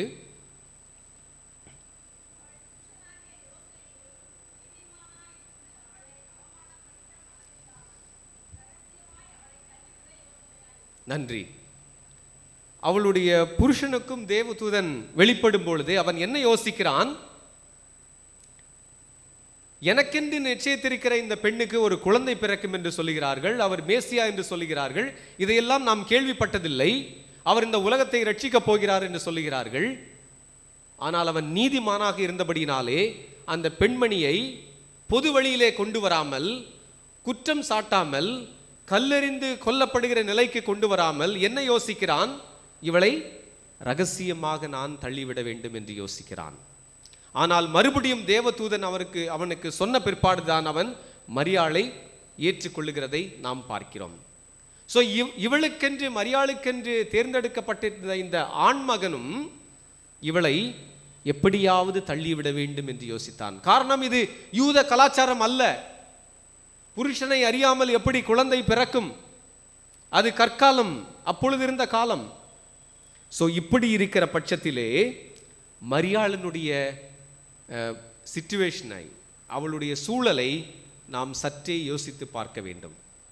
எப்படிப்பட்ட ஒரு மன உளைச்சலுக்குள்ளாக நிச்சயமாக மரியாள் சென்றிருப்பாள். தேவதூதன் என் மூலமாக மேசியா வரப்போகிறார் என்று சொல்கிறார்.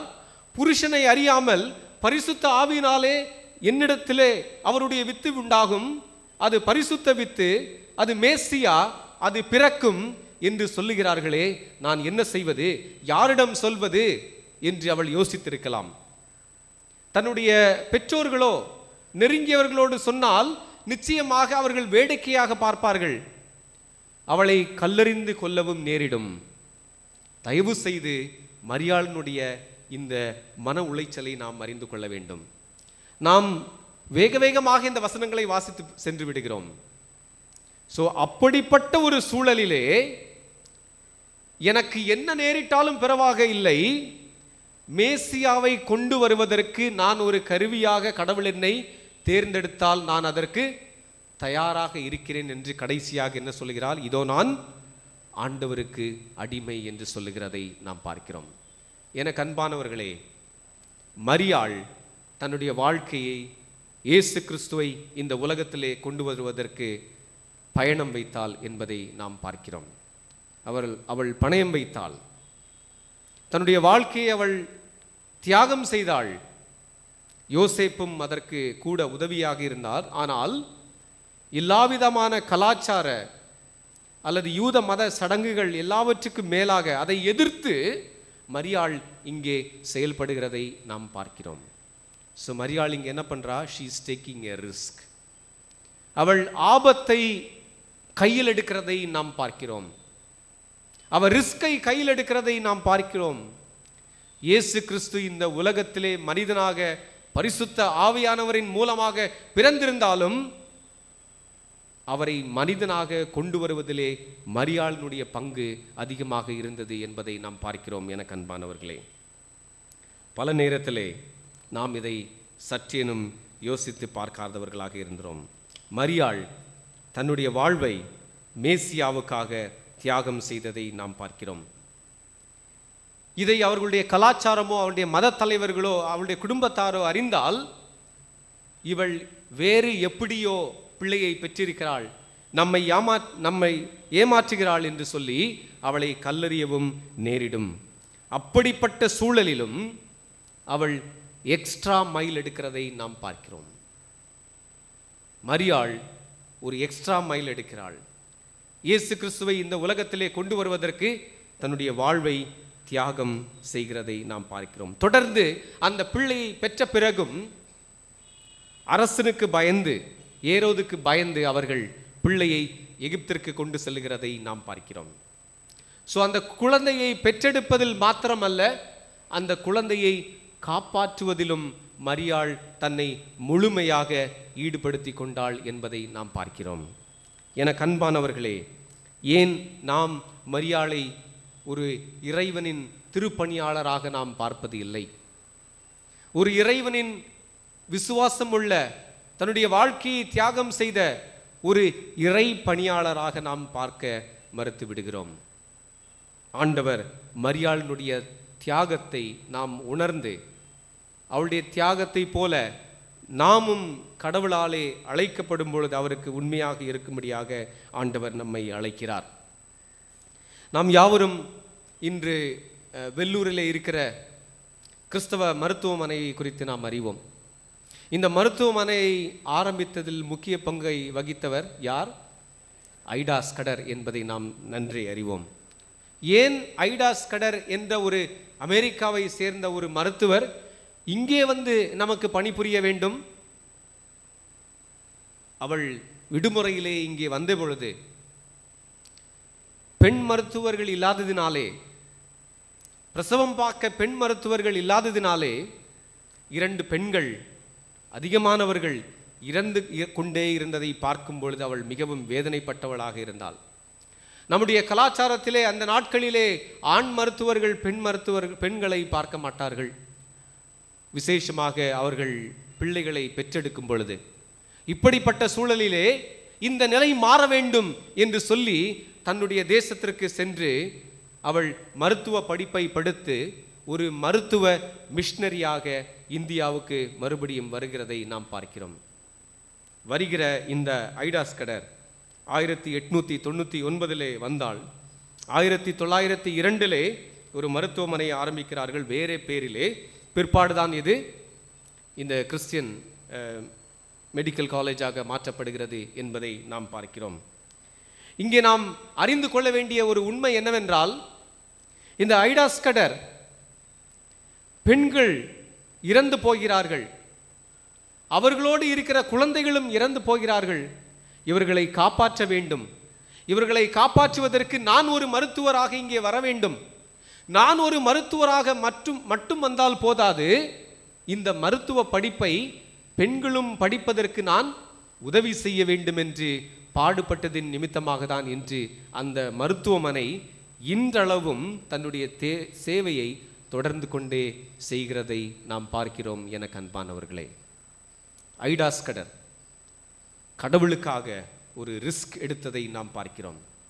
தன்னுடைய எல்லா விதமான கம்ஃபர்டபுள் லைஃப், அமெரிக்க ஐக்கிய தேசத்திலே தனக்கிருந்த எல்லா விதமான சுகம் ஏகபோகமான வாழ்க்கையை மறந்துவிட்டு தியாகம் செய்து இங்கே மக்களுக்கு சேவை செய்யும்படியாக பணியாற்றும்படியாக வந்ததை நாம் பார்க்கிறோம். எனக்கு அன்பானவர்களே, பெண்களினுடைய இந்த தியாக பணியை நாம் அறிந்து கொள்ளும்படியாக, அதை போற்றும்படியாக ஆண்டவர் நம்மை அழைக்கிறார். மூன்றாவதாக நாம் அறிந்து கொள்ள வேண்டிய ஒரு முக்கியமான ஒரு கருத்து, recognising the first apostle who preached the good news to the apostles. Recognizing the first apostle who preached the good news to the apostles. அப்போஸ்தலர்களுக்கு நற்செய்தியை பிரசங்கித்த பறைசாற்றிய முதல் அப்போஸ்தலரை நாம் அடையாளம் கண்டு கொள்ள வேண்டும். நாம் நற்செய்தி நூல்களிலே பார்க்கிறோம், இயேசு கிறிஸ்து மற்ற எல்லா மத தலைவர்களை விட, அதாவது ரபி என்று அழைப்பார்கள், யூத மத தலைவர்களை போதிக்கிறவர்களை ரபி என்று அழைப்பார்கள். மற்ற ரபிகளை விட இவர் வித்தியாசமானவராக இருந்தார். காரணம் என்ன? ஆண்கள் மாத்திரம் அல்லது ஆண்கள் சீஷர்கள் மாத்திரம் இயேசு கிறிஸ்துவை பின்பற்றவில்லை. இயேசு கிறிஸ்துவை பல பெண் சீஷர்களும் பின்பற்றியதை நாம் பார்க்கிறோம். இப்படி பின்பற்றின பல சீஷர்களில் ஒருவர் தான் இந்த மகதலேனா மரியாள். இவர்களை குறித்து மத்தேயு எழுதின நற்செய்தி நூல், மார்க் எழுதின நற்செய்தி நூல், லூக்கா எழுதின நற்செய்தி நூல், யோவான் எழுதின நற்செய்தி நூல், இந்த எல்லா நற்செய்தி நூல்களிலும் மரியாளை குறித்து நாம் பார்க்கலாம். லூக்கா 8வது அதிகாரம் 2வது வசனத்தை பார்த்தோம் என்றால் இந்த பெண்மணி யார் என்று குறிப்பிடப்பட்டிருக்கிறது. இயேசு கிறிஸ்து அவளிடமிருந்து பிசாசுகளை துரத்தினார் என்பதை இங்கே நாம் வாசிக்கலாம். ஸோ இந்த பெண்மணி இயேசு கிறிஸ்துவனிடம் இருந்து அற்புதத்தை பெற்று விடுதலையை பெற்று இயேசு கிறிஸ்துவை பின்பற்றுகிற பல பெண் சீஷர்களிலே இவளும் ஒரு சீஷராக இருந்ததை நாம் பார்க்கிறோம். இயேசு கிறிஸ்துவோடு இருந்த சீஷர்கள் இயேசு கிறிஸ்து சிலுவையிலே அறையப்பட்ட பொழுது அவருடைய அருகிலே இல்லை. ஒவ்வொருவரும் ஒவ்வொரு திசையாக ஓடிவிட்டார்கள். ஆனால் இயேசு கிறிஸ்துவை பின்பற்றி சென்ற பெண்கள் மாத்திரமே சிலுவையின் அடிவாரத்திலே இருந்தார்கள் என்பதை பார்க்கிறோம். யோவானும் கூட இருந்தான். எனவே இயேசு கிறிஸ்து சிலுவையிலே அறையப்பட்டு விட்டார், மரித்து விட்டார், பாடுகளை அனுபவித்து விட்டார். இந்த மரித்த இயேசுவை அவர்கள் கல்லறையிலே வைக்கிறதை நாம் பார்க்கிறோம். எந்த கல்லறையிலே இயேசு கிறிஸ்து வைக்கப்பட்டிருக்கிறார் என்பதை இந்த பெண்கள் பார்த்தார்கள். இயேசு கிறிஸ்து மரித்து விட்டார் என்று நினைத்தார்கள். அதனால்தான் யூதர்களுடைய வழக்கத்தின்படி 3வது நாள் திரவியங்களை வைக்கும்படியாக வருகிறார்கள். வருகிற போது கல் புரட்டப்பட்டிருக்கிறது. இந்த வந்தவர்களிலே முக்கியமான பெண்மணி யார் என்றால் இந்த மரியாள், மகதலேனா மரியாள். இந்த மரியாள் இயேசு கிறிஸ்துவை அங்கே காணவில்லை என்ற போது மிகவும் கலங்கினவளாக இருக்கிறதை நாம் பார்க்கிறோம். என அன்பானவர்களே, யோவான் எழுதின நற்செய்தி நூல் 20வது அதிகாரம் 1 முதல் 18 வரை இந்த சம்பவத்தை நாம் தெளிவாக வாசிக்கலாம். மார்க்கு 16:9 பார்த்தோம் என்றால் இயேசு கிறிஸ்து அவளுக்கு முன்பாக தன்னை காட்சிப்படுத்தியதை நாம் பார்க்கிறோம். இயேசு இறந்து விட்டார் என்று சொன்ன இயேசு உயிரோடு இருக்கிறதை அவள் பார்க்கிறாள். அவளால் அதை நம்ப முடியவில்லை. காரணம், இயேசு கிறிஸ்து இனிமேல் உயிரோடு எழும்ப மாட்டார் என்று நினைத்தார்கள். ஆனால் இயேசு கிறிஸ்து இங்கே உயிரோடு வருகிறதை நாம் பார்க்கிறோம். இந்த மகிழ்ச்சியிலே அவள் களி கூறும் பொழுது அங்கே இயேசு கிறிஸ்து அவளுக்கு ஒரு கட்டளையை கொடுக்கிறதை நாம் பார்க்கிறோம். வாசிங்கள், யோவான் எழுதின நற்செய்தி நூல் 20வது அதிகாரம் 17வது வசனம்.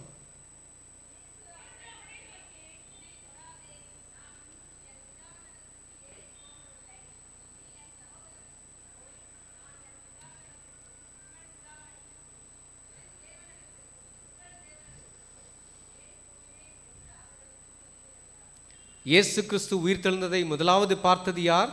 உயிர்த்தெழுந்த இயேசுவை முதலாவது பார்த்தது இயேசு கிறிஸ்து உயிர்த்தெழுந்து விட்டார் என்று சீஷர்களுக்கு அறிவித்தது யார்? அவரோடு இருந்த சீஷர்கள் அல்ல, ஆண் சீஷர்கள் அல்ல, பெண் சீஷர்களிலே இருந்த இந்த மகதலேனா மரியாள். ஸோ அப்போஸ்தலர்கள் என்று நாம் சீஷர்களை சொல்லும் பொழுது அதிலே பிரதான அப்போஸ்தலராக நாம் யாரை சொல்ல வேண்டும்? மகதலேனா மரியாளை தான் நாம் பிரதான அப்போஸ்தலராக சொல்ல வேண்டும். அப்போஸ்தலர் என்று கருதப்படுகிற இயேசு கிறிஸ்துனுடைய சீஷர்களுக்கே இயேசு கிறிஸ்து உயிர்த்தெழுந்தார் என்ற நற்செய்தியை சொன்னது இந்த மகதலேனா மரியாள். என அன்பானவர்களே, பல நேரத்திலே இப்படிப்பட்ட முக்கியமான குணாதிசயங்களை நாம் மறந்து விடுகிறோம். மகதலேனா மரியாள் சந்தோஷத்திலே நிறைந்தவளாக இயேசு கிறிஸ்து தனக்கு சொன்ன நற்செய்தியை, இந்த இறைப்பணியை செய்கிறதை நாம் பார்க்கிறோம். என அன்பானவர்களே, பிரியமானவர்களே, அதிக மிஷனரிகளை நம்முடைய தேசம் சந்தித்தது. பல மிஷனரிகளை நாம் சந்தித்திருக்கிறோம். பல பெண் மிஷனரிகளையும் நாம் சந்தித்திருக்கிறோம் நம்முடைய தேசம். அதில் முக்கியமானவர் மதர் தெரேசா, அன்னை தெரேசா. அன்னை தெரேசா ஒரு கன்னியாஸ்திரியாக இந்த இந்திய தேசத்திற்கு வந்து அந்த கத்தோலிக்க திருச்சபையினுடைய காம்பவுண்டுக்குள்ளே ஒரு நல்ல கம்ஃபர்டபுளான சுகபோகமான வாழ்க்கையை வாழ்வதற்கு மறுத்தார். காரணம் என்னவென்றால், மக்கள் வேதனைகளிலும் நோய்களிலும் பலவிதமான கட்டுகளிலும் இருக்கும் பொழுது நான் எப்படி இப்படி ஒரு மகிழ்ச்சியான வாழ்க்கையை வாழ முடியும் என்று அவள் கத்தோலிக்க திருச்சபையை விட்டு வந்து அவர் புது சேவையை செய்கிறதை நாம் பார்க்கிறோம். நற்செய்தி என்பது வார்த்தையின் மூலமாக மட்டுமல்ல, செய்கையின் மூலமாக காட்ட வேண்டும் என்று சொல்லி தன்னுடைய பணியை அவர் திறம்பட செய்கிறதை நாம் பார்க்கிறோம். மிஷனரிஸ் ஆஃப் சேரிட்டி என்ற நிறுவனம் இன்றும் கல்கட்டாவிலே இருக்கிறதை நாம் பார்க்கிறோம். எனக்கு அன்பானவர்களே, அவர்களுடைய சேவையை பாராட்டி நோபல் பரிசு, பாரத் ரத்னா முக்கியமாக இந்தியாவிலே பிறந்தவர்களுக்கு தான் கொடுப்பார்கள். ஆனால் இந்தியாவை தன்னுடைய தேசமாக ஏற்றுக்கொண்டு இங்கே சேவை செய்த மதர் தெரேசாவுக்கு, அன்னை தெரேசாவுக்கு நம்முடைய இந்திய திருநாடு இதை கொடுத்ததை நாம் பார்க்கிறோம். அன்பானவர்களே, மதர் தெரேசா மரியாளை போல தன்னுடைய செய்கையின் மூலமாக நற்செய்தியை மற்றவர்களுக்கு போதித்ததை நாம் பார்க்கிறோம். ஆண்டவருடைய அன்பை, ஆண்டவருடைய நற்செய்தியை, ஆண்டவர் அன்பானவர், அவர் எல்லோரையும் ஏற்றுக்கொள்கிறார் என்ற நற்செய்தியை வெறும் வார்த்தைகளின் மூலமாக அல்ல, அதற்கு மேலாக சேவையின் மூலமாக அவர் செய்ததை நாம் பார்க்கிறோம். நான் பிரசங்கிப்பதை விட, கிறிஸ்துவை குறித்து பிரசங்கிப்பதை விட, கிறிஸ்துவ எப்படிப்பட்டவர் என்பதை நான் என்னுடைய செய்கையில் காட்டுவதே முக்கியம் என்பதை மதர் தெரேசா தன்னுடைய வாழ்க்கையின் மூலமாக காட்டினார் என்பதை நாம் பார்க்கிறோம். எனக்கு அன்பானவர்களே, இப்படி இறைப்பணியை செய்கிறவர்கள் திருமறையிலே மாத்திரமல்ல, அல்லது நம்முடைய தேசங்களிலே மிஷனரிகளாக மாத்திரமல்ல, நம்முடைய திருச்சபையிலும் காணப்படுகிறார்கள். நீங்களும் இயேசு கிறிஸ்துனுடைய திருப்பணியை செய்யும்படியாக அழைக்கப்பட்டிருக்கிறீர்கள். நீங்கள் முழுமையான ஊழியத்தை செய்யும்படியாக அழைக்கப்படாமல் இருக்கலாம். ஆனால் திருச்சபையிலே கடவுள் உங்களை வெவ்வேறு பொறுப்புகளிலே, வெவ்வேறு நிலைகளிலே அவருடைய திருப்பணியை செய்யும்படியாக அழைத்திருக்கிறார். நாம் எல்லா திருச்சபைகளையும் பார்த்தோம் என்றால், உலகத்தில் உள்ள எல்லா திருச்சபைகளையும் பார்த்தோம் என்றால் யார் அதிகமாக இருப்பார்கள்? பெண்கள் தான் அதிகமாக இருப்பார்கள். ஸோ பெண்களினுடைய கான்ட்ரிபியூஷன், பெண்கள் இல்லை என்றால் திருச்சபை இல்லை. எனவே பெண்களினுடைய ஈடுபாட்டை, பெண்களினுடைய பணியை, பெண்களுடைய சேவையை நாம் உணர்ந்து அவர்களை பாராட்டுகிறவர்களாக, அவர்களுடைய திருப்பணியை நாம் அங்கீகரிக்கும்படியாக ஆண்டவர் இன்று நம்மை விசேஷமாக அழைக்கிறார். எனக்கு அன்பானவர்களே, திருமறையிலே பல பெண்கள் ஆண்டவருக்கென்று திருப்பணியை செய்திருக்கிறார்கள். ஆண்களுடைய திருப்பணியை நாம் அதிகமாக பேசுவதனாலே பெண்களுடைய திருப்பணியை குறித்து நாம் பேசுவது அல்ல. இன்று ஆண்டவர் பெண்களின் திருப்பணியை நினைவு கூறும்படியாகவும் கொண்டாடும்படியாகவும் நம்மை அழைக்கிறார். மருத்துவச்சிகளுடைய திருப்பணியை நாம் கொண்டாடினோம். மரியாளினுடைய திருப்பணியை நாம் கொண்டாடினோம். மகதலேனா மரியாளினுடைய திருப்பணியை நாம் கொண்டாடினோம். கடவுள் நமக்கு தந்திருக்கிற பெண் போதகர்களுடைய திருப்பணியை நாம் கொண்டாடுவோம். திருச்சபையிலே, திருச்சபையின் பல நிலைகளிலே பங்காற்றுகிற பெண்களுடைய திருப்பணியை நாம் கொண்டாடுவோம். கடவுள் எல்லோரையும் தன்னுடைய திருப்பணியை செய்யும்படியாக அழைத்திருக்கிறார். எந்த விதமான பாகுபாடு இல்லாமல், பட்சபாதம் இல்லாமல், ஆணவென்றும் இல்லாமல், பெண்ணென்றும் இல்லாமல், யூதனென்றும் இல்லாமல், கிரேக்கனென்றும் இல்லாமல் எல்லோரையும் தன்னுடைய சரீரத்தின் அங்கமாக திருப்பணி ஆற்றும்படியாக அழைத்திருக்கிறார். இந்த ஒரு நம்பிக்கையோடு நம்மை நாமே கர்த்தருக்கென்று அர்ப்பணிப்போம். ஜெபம் செய்வோம். அன்பு நிறைந்த கடவுளே, இந்த நாளிலே எங்கள் மத்தியிலே உம்முடைய தூய ஆவியானவரின் மூலமாக எங்களோடு உம்முடைய வார்த்தையை நீர் பகிர்ந்தமைக்காக உமக்கு நன்றி செலுத்துகிறோம். பெண்களின் திருப்பணியை நாங்கள் அறிந்து கொள்ளும்படியாக, அதை கொண்டாடும்படியாக, நினைவு கூறும்படியாக இந்த ஞாயிறை எங்களுக்கு தந்ததற்காக நன்றி. திருமறையிலே சொல்லப்படாத, அறியப்படாத, அதிகம் பேசப்படாத, அவர்களுடைய செயல்கள் கண்டு கொள்ளப்படாத பெண்களை குறித்து நாங்கள் பார்த்தோம். மருத்துவச்சிகள், இயேசுவின் தாயாகிய மரியாள், மகதலேனா மரியாள், இன்னும் அநேகர் உம்முடைய திருப்பணியை திறம்பட செய்திருக்கிறார்கள். ஆண்டவரே, எங்களுடைய திருச்சபையிலும் நீர் பெண்களை போதகர்களாக நீர் உருவாக்குகிறதற்காக நன்றி. பெண்களுடைய திருப்பணி இந்த திருச்சபையிலே காணப்படுகிறதுக்காக நன்றி. தகப்பனே, ஆண் பெண் என்ற பாகுபாடு இல்லாமல் எல்லோருடைய சேவையும் கடவுளுக்கு தேவை, எல்லோருடைய சேவையும் அங்கீகரிக்கப்பட வேண்டும் என்ற ஒரு எண்ணத்தோடு பெண்களுடைய திருப்பணியும் நாங்கள் அங்கீகரிக்க, கொண்டாட எங்களை அர்ப்பணிக்கிறோம். எங்களை பாதுகாத்து கொள்ளும். மீட்பர் இயேசு கிறிஸ்துவின் வழியே கேட்கிறோம் நல்ல பிதாவே, ஆமென்.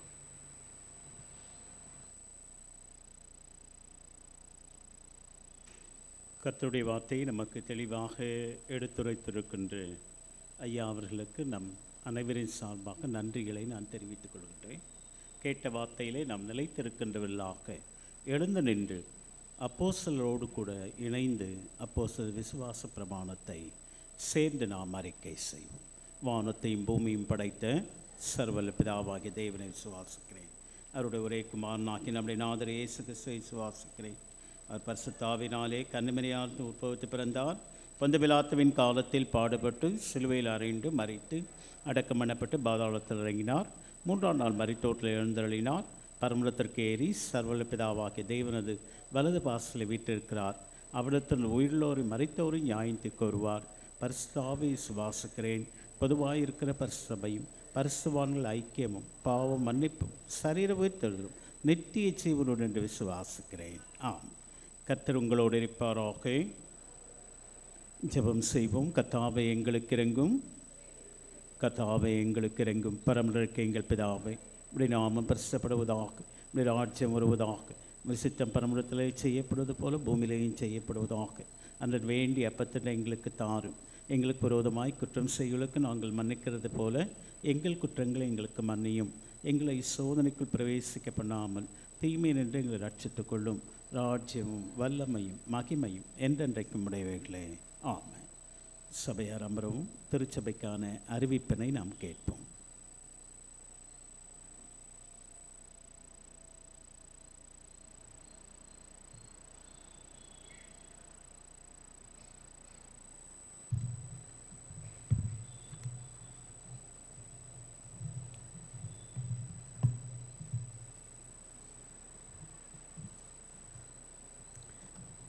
திருச்சபை மக்கள் அனைவருக்கும் இயேசு கிறிஸ்துவின் திருப்பெயரால் வாழ்த்துக்களை தெரிவித்துக் கொள்கிறோம்.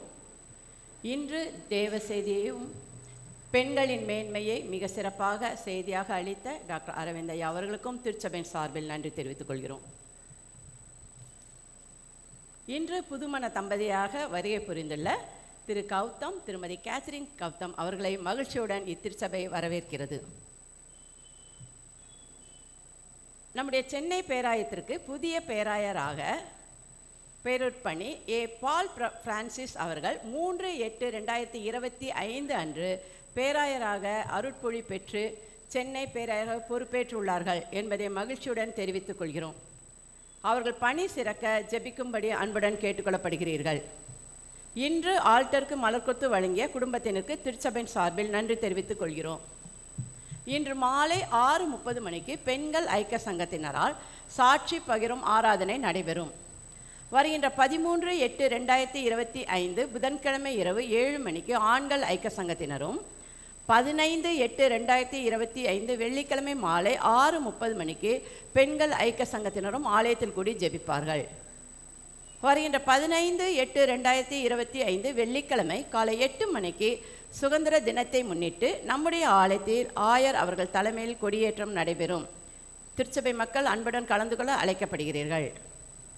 வருகின்ற 31/8/2025 அன்று பெண்கள் ஐக்கிய சங்கத்தினரின் ஒரு நாள் சிறப்பு கூடுகை நடைபெறும்.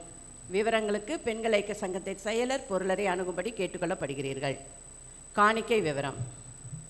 இவ்வாரத்தில் பிறந்த நாளை காண்பவர்கள் 10/8/2025 இன்று திரு BSK குமார், திரு AL ராஜபாண்டியன், 11/8/2025 திரு D செல்லதுரை, செல்வி ஆல்வினா ஈட்லின், 12/8/2025 திரு அஜித் இமானியல், திரு ஜோயல் சில்வன்ஸ், 13/8/2025 செல்வி ரூபி ஜெசிலா, 14/8/2025 திரு மார்க்ராஜ், தாரா லெனட், 15/8/2025 திருமதி சுமதி தேவகிருபை, திரு V ஜெபசிங், 16/8/2025 திரு செல்வின் சந்தோஷ். இவ்வாரத்தில் திருமண நாளே காண்பவர்கள் 15/8/2025 திரு தரணி சிங், திருமதி மர்சி தரணி சிங் தம்பதியர். இவ்வாரத்தில் பிறந்த நாள் மற்றும் திருமண நாள் காணும் இவர்கள் யாவரையும் இயேசு கிறிஸ்துவின் திருப்பெயரால் வாழ்த்துகிறோம்.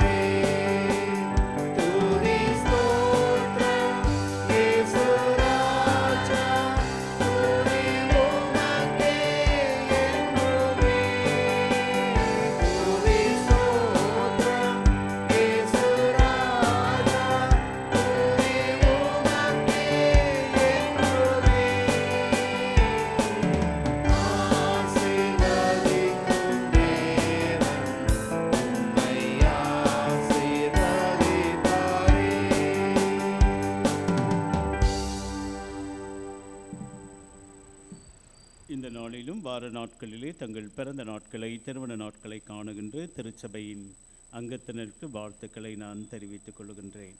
ஜெபம் செய்வோம்.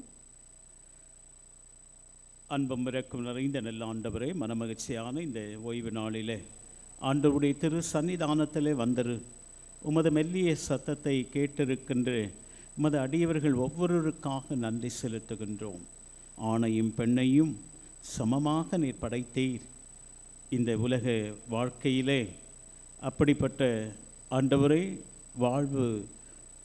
வாழ்ந்து கொண்டிருக்கின்றார்களா என்று எங்களை நாங்களே கேட்கின்ற கேள்விகளை எங்கள் உள்ளங்களிலே நீர் எழுப்பி அதற்கு பதிலை நாங்கள் ஆண்டவரே அனைவரும் சமம் என்கின்ற உண்மையை உணர்ந்தவர்களாக உலகத்தில் ஆண்டவரே சிறந்தவர்கள் ஆண்டவரே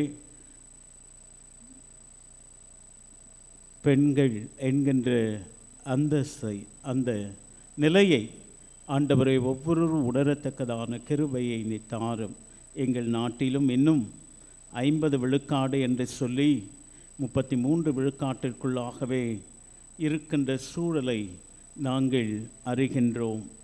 அனைவரும் சமம், அவர்களது பணிகளும் மதிக்கப்பட வேண்டும், சிறப்பிக்கப்பட வேண்டும் என்கின்ற சூழலை நீர் உருவாக்கி தாரும். இந்த நாளிலே வார நாட்களிலே தங்கள் பிறந்த நாட்களை திருமண நாட்களை கண்டு உமக்கு நன்றி செலுத்துகின்ற பிள்ளைகளுக்காக நாங்கள் வருகின்றோம்.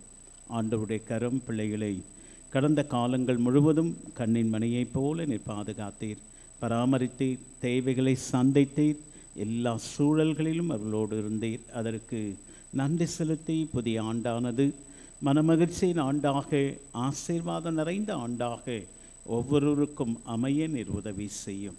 எல்லா தேவைகளும் நீர் சந்தியும். இயேசு ஜெபம் கேட்ட நல்ல பிதாவே, ஆமென். கிறிஸ்துவுக்குள் அன்பார்ந்தவர்களே, அறிவிப்பிலே நாம் கேட்ட வண்ணமாக கடந்த ஞாயிறிலே அனைவருமாக இணைந்து நமது பேராய நற்செய்தி பணி வாரியத்திற்காக தங்களால் ஆன காணிக்கைகளை நீங்கள் கொடுத்து உதவி இருக்கின்றீர்கள். ஆகவே அதிலே கலந்து கொண்டு சிறப்பித்து கொடுத்த ஒவ்வொரு உள்ளங்களுக்கும் குடும்பங்களுக்கும் நமது திருச்சபையின் ஐக்கிய குழுக்களுக்கும் நான் நன்றியை தெரிவித்துக் கொள்கின்றேன். தொடர்ந்து கவர் காணிக்கைகளை நாம் வாசிக்க கேட்டோம். 21,000 ரூபாய். ஒரு ஆண்டு முழுமையிலும் 135 பேர் பணியாற்றி கொண்டிருக்கின்ற மிஷனரிமார்களது தேவைகள் சந்திக்கப்பட வேண்டும். ஆகவே இன்னும் செலுத்தாத மக்கள் இந்த வாரத்திலும் இனி வருகின்ற வாரங்களிலே அவர்களது வாழ்வுக்காக ஆண்டவர் கொடுங்கள், அப்பொழுது உங்களுக்கு கொடுக்கப்படும் என்று சொல்ல வேத வாக்கின்படி நாம் தாராளமாக ஊழியக்காரர்களையும் ஊழியக்காரிகளையும் நாம் தாங்குகின்றோம். ஆகவே சிறப்பாக இந்த மாதத்திலே மாத்திரம்தான் நாம் மிஷனரிகளுக்கான இந்த காணிக்கைகளை நாம் செலுத்துகின்றோம். ஆகவே திருச்சபையார் நாம் 1,50,000 ரூபாயை நாம் பேராய நற்செய்தி பணி வாரியத்திற்கு அனுப்ப வேண்டும். ஆகவே இன்னும் கொடுக்காத மக்கள் கொடுத்து உதவ உங்களை நான் அன்போடு கேட்டுக்கொள்கின்றேன். கொடுத்த ஒவ்வொருவருக்கும் அதற்காக விசேஷமாக எல்லா விற்பனை விழாவிலே விற்பனைக்காக கொண்டு வந்து அதை சிறந்த முறையிலே அனைவரும் அதிலே பங்கு கொண்டு சிறப்பித்திருக்கின்றீர்கள். ஆகவே உங்களுக்கு நன்றி சொல்ல நாவுகள் போதாது. இருப்பினும் இந்த ஊழியத்திற்காக விசேஷமாய் நாம் இந்த நற்செய்தி பணி வாரியத்திற்கான ஊழியத்திலே நம்மை இணைத்து கொள்வதற்கு, கிராம ஊழியத்தை நாம் மேற்கொள்ளுவதற்கு அது ஏதுவாக இருக்கும். ஆகவே வருகின்ற நாட்களிலே நாம் ஊழியத்திலே நம்மை ஐயா அவர்கள் மிக அழுத்தம் திருத்தமாக சொன்னார்கள். செயலாக்கத்திலே நாம் அவைகளை கொண்டு வர,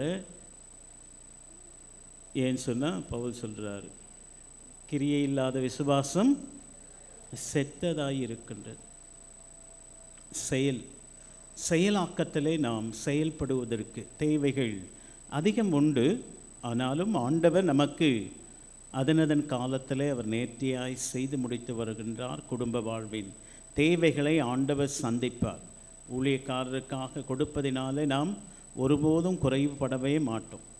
அதனால் நமக்கு ஒரு சுணக்கம், எல்லாத்துக்கும் கொடுப்போம், ஊழியக்காரர் கொடுக்கணுன்னா ரொம்ப சுணக்கம் காட்டுவோம். அதில் தான் ரொம்ப நமக்கு அதை என்னமோ பாரமாக நம்ம நினைப்போம். ஐயோ வந்துட்டாங்களே, ஊழியக்காரர் காணிக்க கொடுக்கணும். இல்லை, கொடுங்கள், அப்பொழுது ஆண்டவர் வானத்தின் பலகைகளை திறந்து இடங்கொள்ளாமற் போக மாட்டோம். நம்ம அதை ருசி பார்ப்பது கிடையாது. ஐயோ வந்துட்டாங்க, தின்னுட்டு போயிட்டாங்க, எடுத்துகிட்டு போயிட்டாங்க அப்படின்னெல்லாம் சொல்கிறோம். எடுத்துகிட்டு போயிட்டாவோ தின்னுட்டாலோ பன்மடங்கான ஆசீர்வாதத்தை ஆண்டவர் நமக்கு கட்டளையிடுவார். நான் கூசாமல் நம்ம சொல்லிடுறோம். ஆகவே இந்த ஊழியத்தில் இன்னும் வெகு விரைவாக நமக்கு கிராம ஊழியத்தில் நம்ம இணைத்து கொள்ளணும். கிராமப்புறத்தில் இருக்கின்ற மக்களுக்கு ஒரு ஆலயத்தை நாம் கட்டி கொடுக்கணும். அது நான் வந்த வருஷத்துலேருந்து, போன வருஷத்துலேருந்தே சொல்லிகிட்டு இருக்கிறேன். ஆனால் இந்த வருஷம் இந்த மாதத்தில் நாமோ அல்லது அடுத்த மாதத்தில் அதை குறித்த பார்வையை நாம் செலுத்துவோம். ஒரு வாரத்தில் 4 வாரங்கள் இருக்கின்றது. முடிந்தால் ஒவ்வொரு வாரமும் கூட ஒவ்வொரு குழுவினர் அந்த கிராமங்களை சந்தித்து, இல்லைன்னா மாதத்தில் ஒரு வாரத்தில் நாமும் எல்லாரும் போக முடியாது, ரொம்ப தூரன்றதுனால அதற்கான வாய்ப்புகளை நாம் தான் இதை பண்ணிக்கணும். ஆகவே ஊழியத்திற்காக, ஊழியக்காரர்களுக்காக நாம் கொடுப்பது நம்மேல் விழுந்த கடமை. ஆண்டவர் நம்மேல தான் வச்சிருக்கார், சுமத்தியிருக்கார். ஆக இந்த ஊழியத்தை மீண்டுமாக தாங்குமாறும், இந்த ஊழியத்தை தொடர்ந்து நாம் ஜெபங்களிலே, தனி ஜெபம், குடும்ப ஜெபங்களிலே, இந்த நற்செய்தி குழு பணி வாரியத்திற்காக 150 மிஷனரிகள் நம் பேராயத்தில் பணியாற்றி கொண்டிருக்கின்றார்கள். ஆகவே 35 பெண் மிஷனரிகள், 100 ஆண் மிஷனரிகள் பணியாற்றி கொண்டிருக்கின்றார்கள். ஆகவே இவர்களுக்காக ஜெபிக்க உங்களை நான் அன்போடு கேட்டுக்கொள்கின்றேன். திருமண தம்பதிகள் வந்திருக்கின்றார்கள். திரு கௌதமும் திருமதி கேத்ரின் கௌதம் செக்ரட்டரி அம்மா வாழ்த்தினார்கள். நாங்களும் திருச்சபையாக உங்களை நாங்கள் வாழ்த்துகின்றோம். ஆண்டவர் உங்கள் வாழ்விலே அநேக ஆசீர்வாதங்களை தருவார். நாம் அனைவரும் எழுந்து நின்று கீர்த்தனையில் 228வது பாடலை பாடுவோம். அப்பொழுது நம்மை, நம்முடைய காணிக்கைகளையும் கடவுளுக்கென்று நாம் படைப்போம்.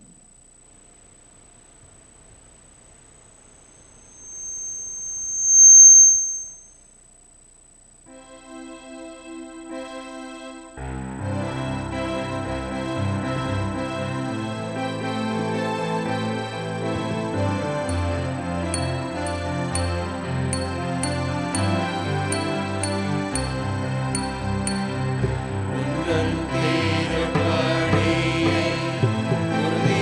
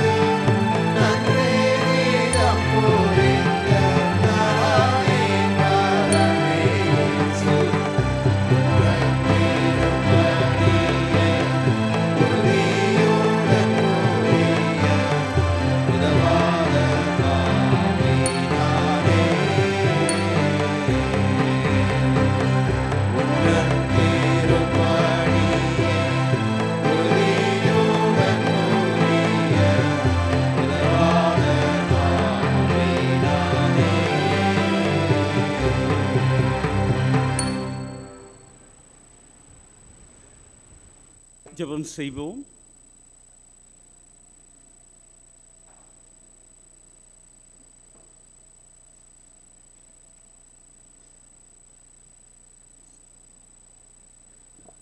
ஜெபம் செய்வோம்.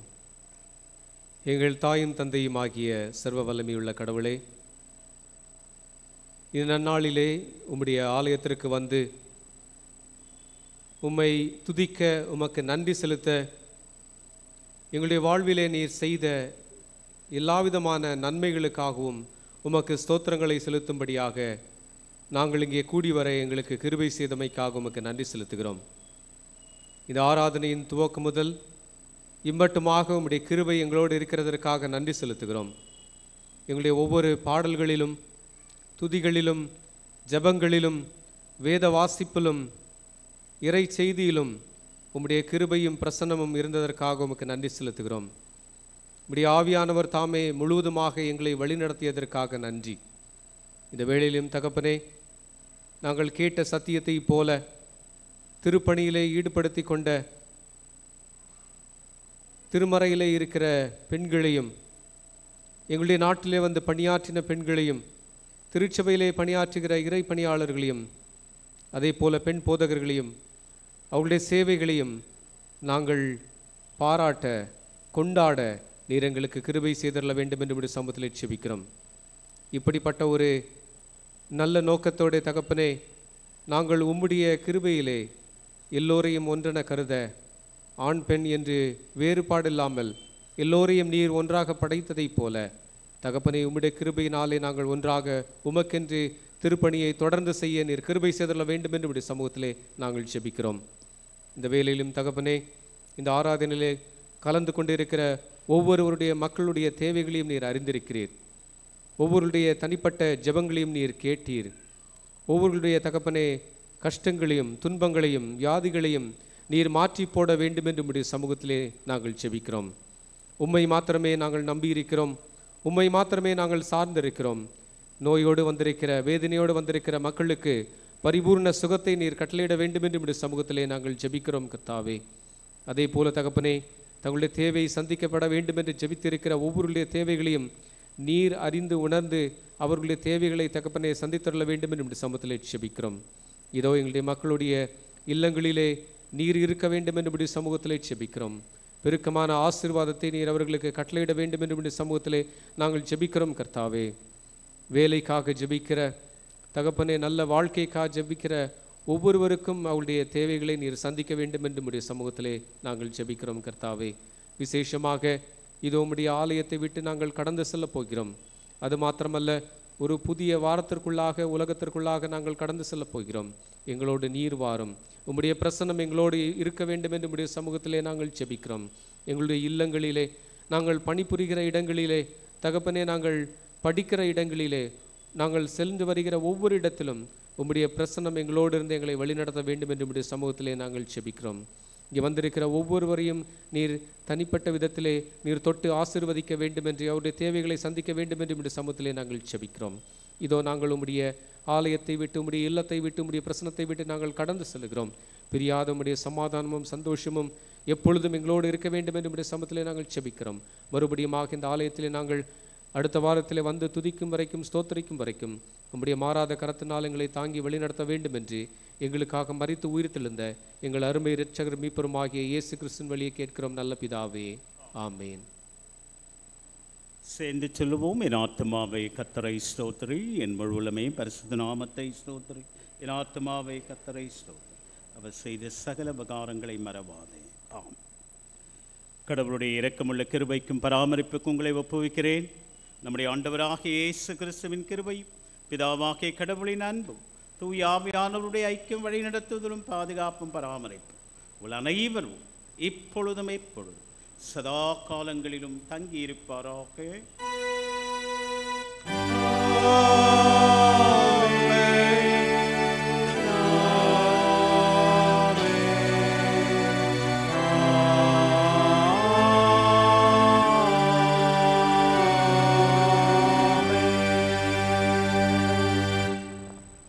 அனைவரும் எழுந்து நின்று முடிவு கவியை சேர்ந்து பாடுவோம். கர்த்தரே தற்காரும் ஆசீர்வாதம் தார்.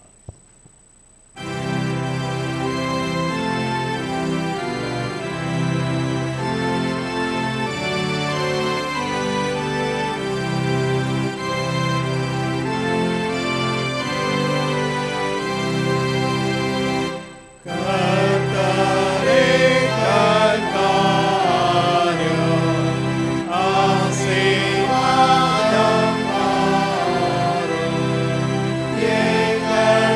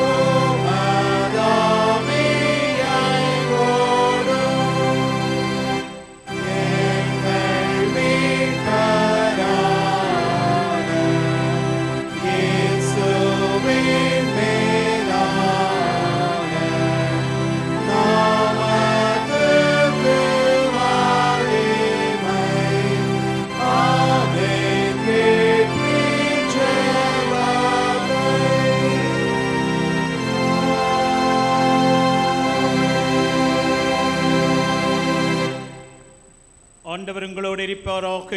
ஆவியோடும் இருப்பாராக. சமாதானத்தோടെ புறப்பட்டு செல்லுவோம். கர்த்தருடைய நாமத்தினாலே ஆமென்.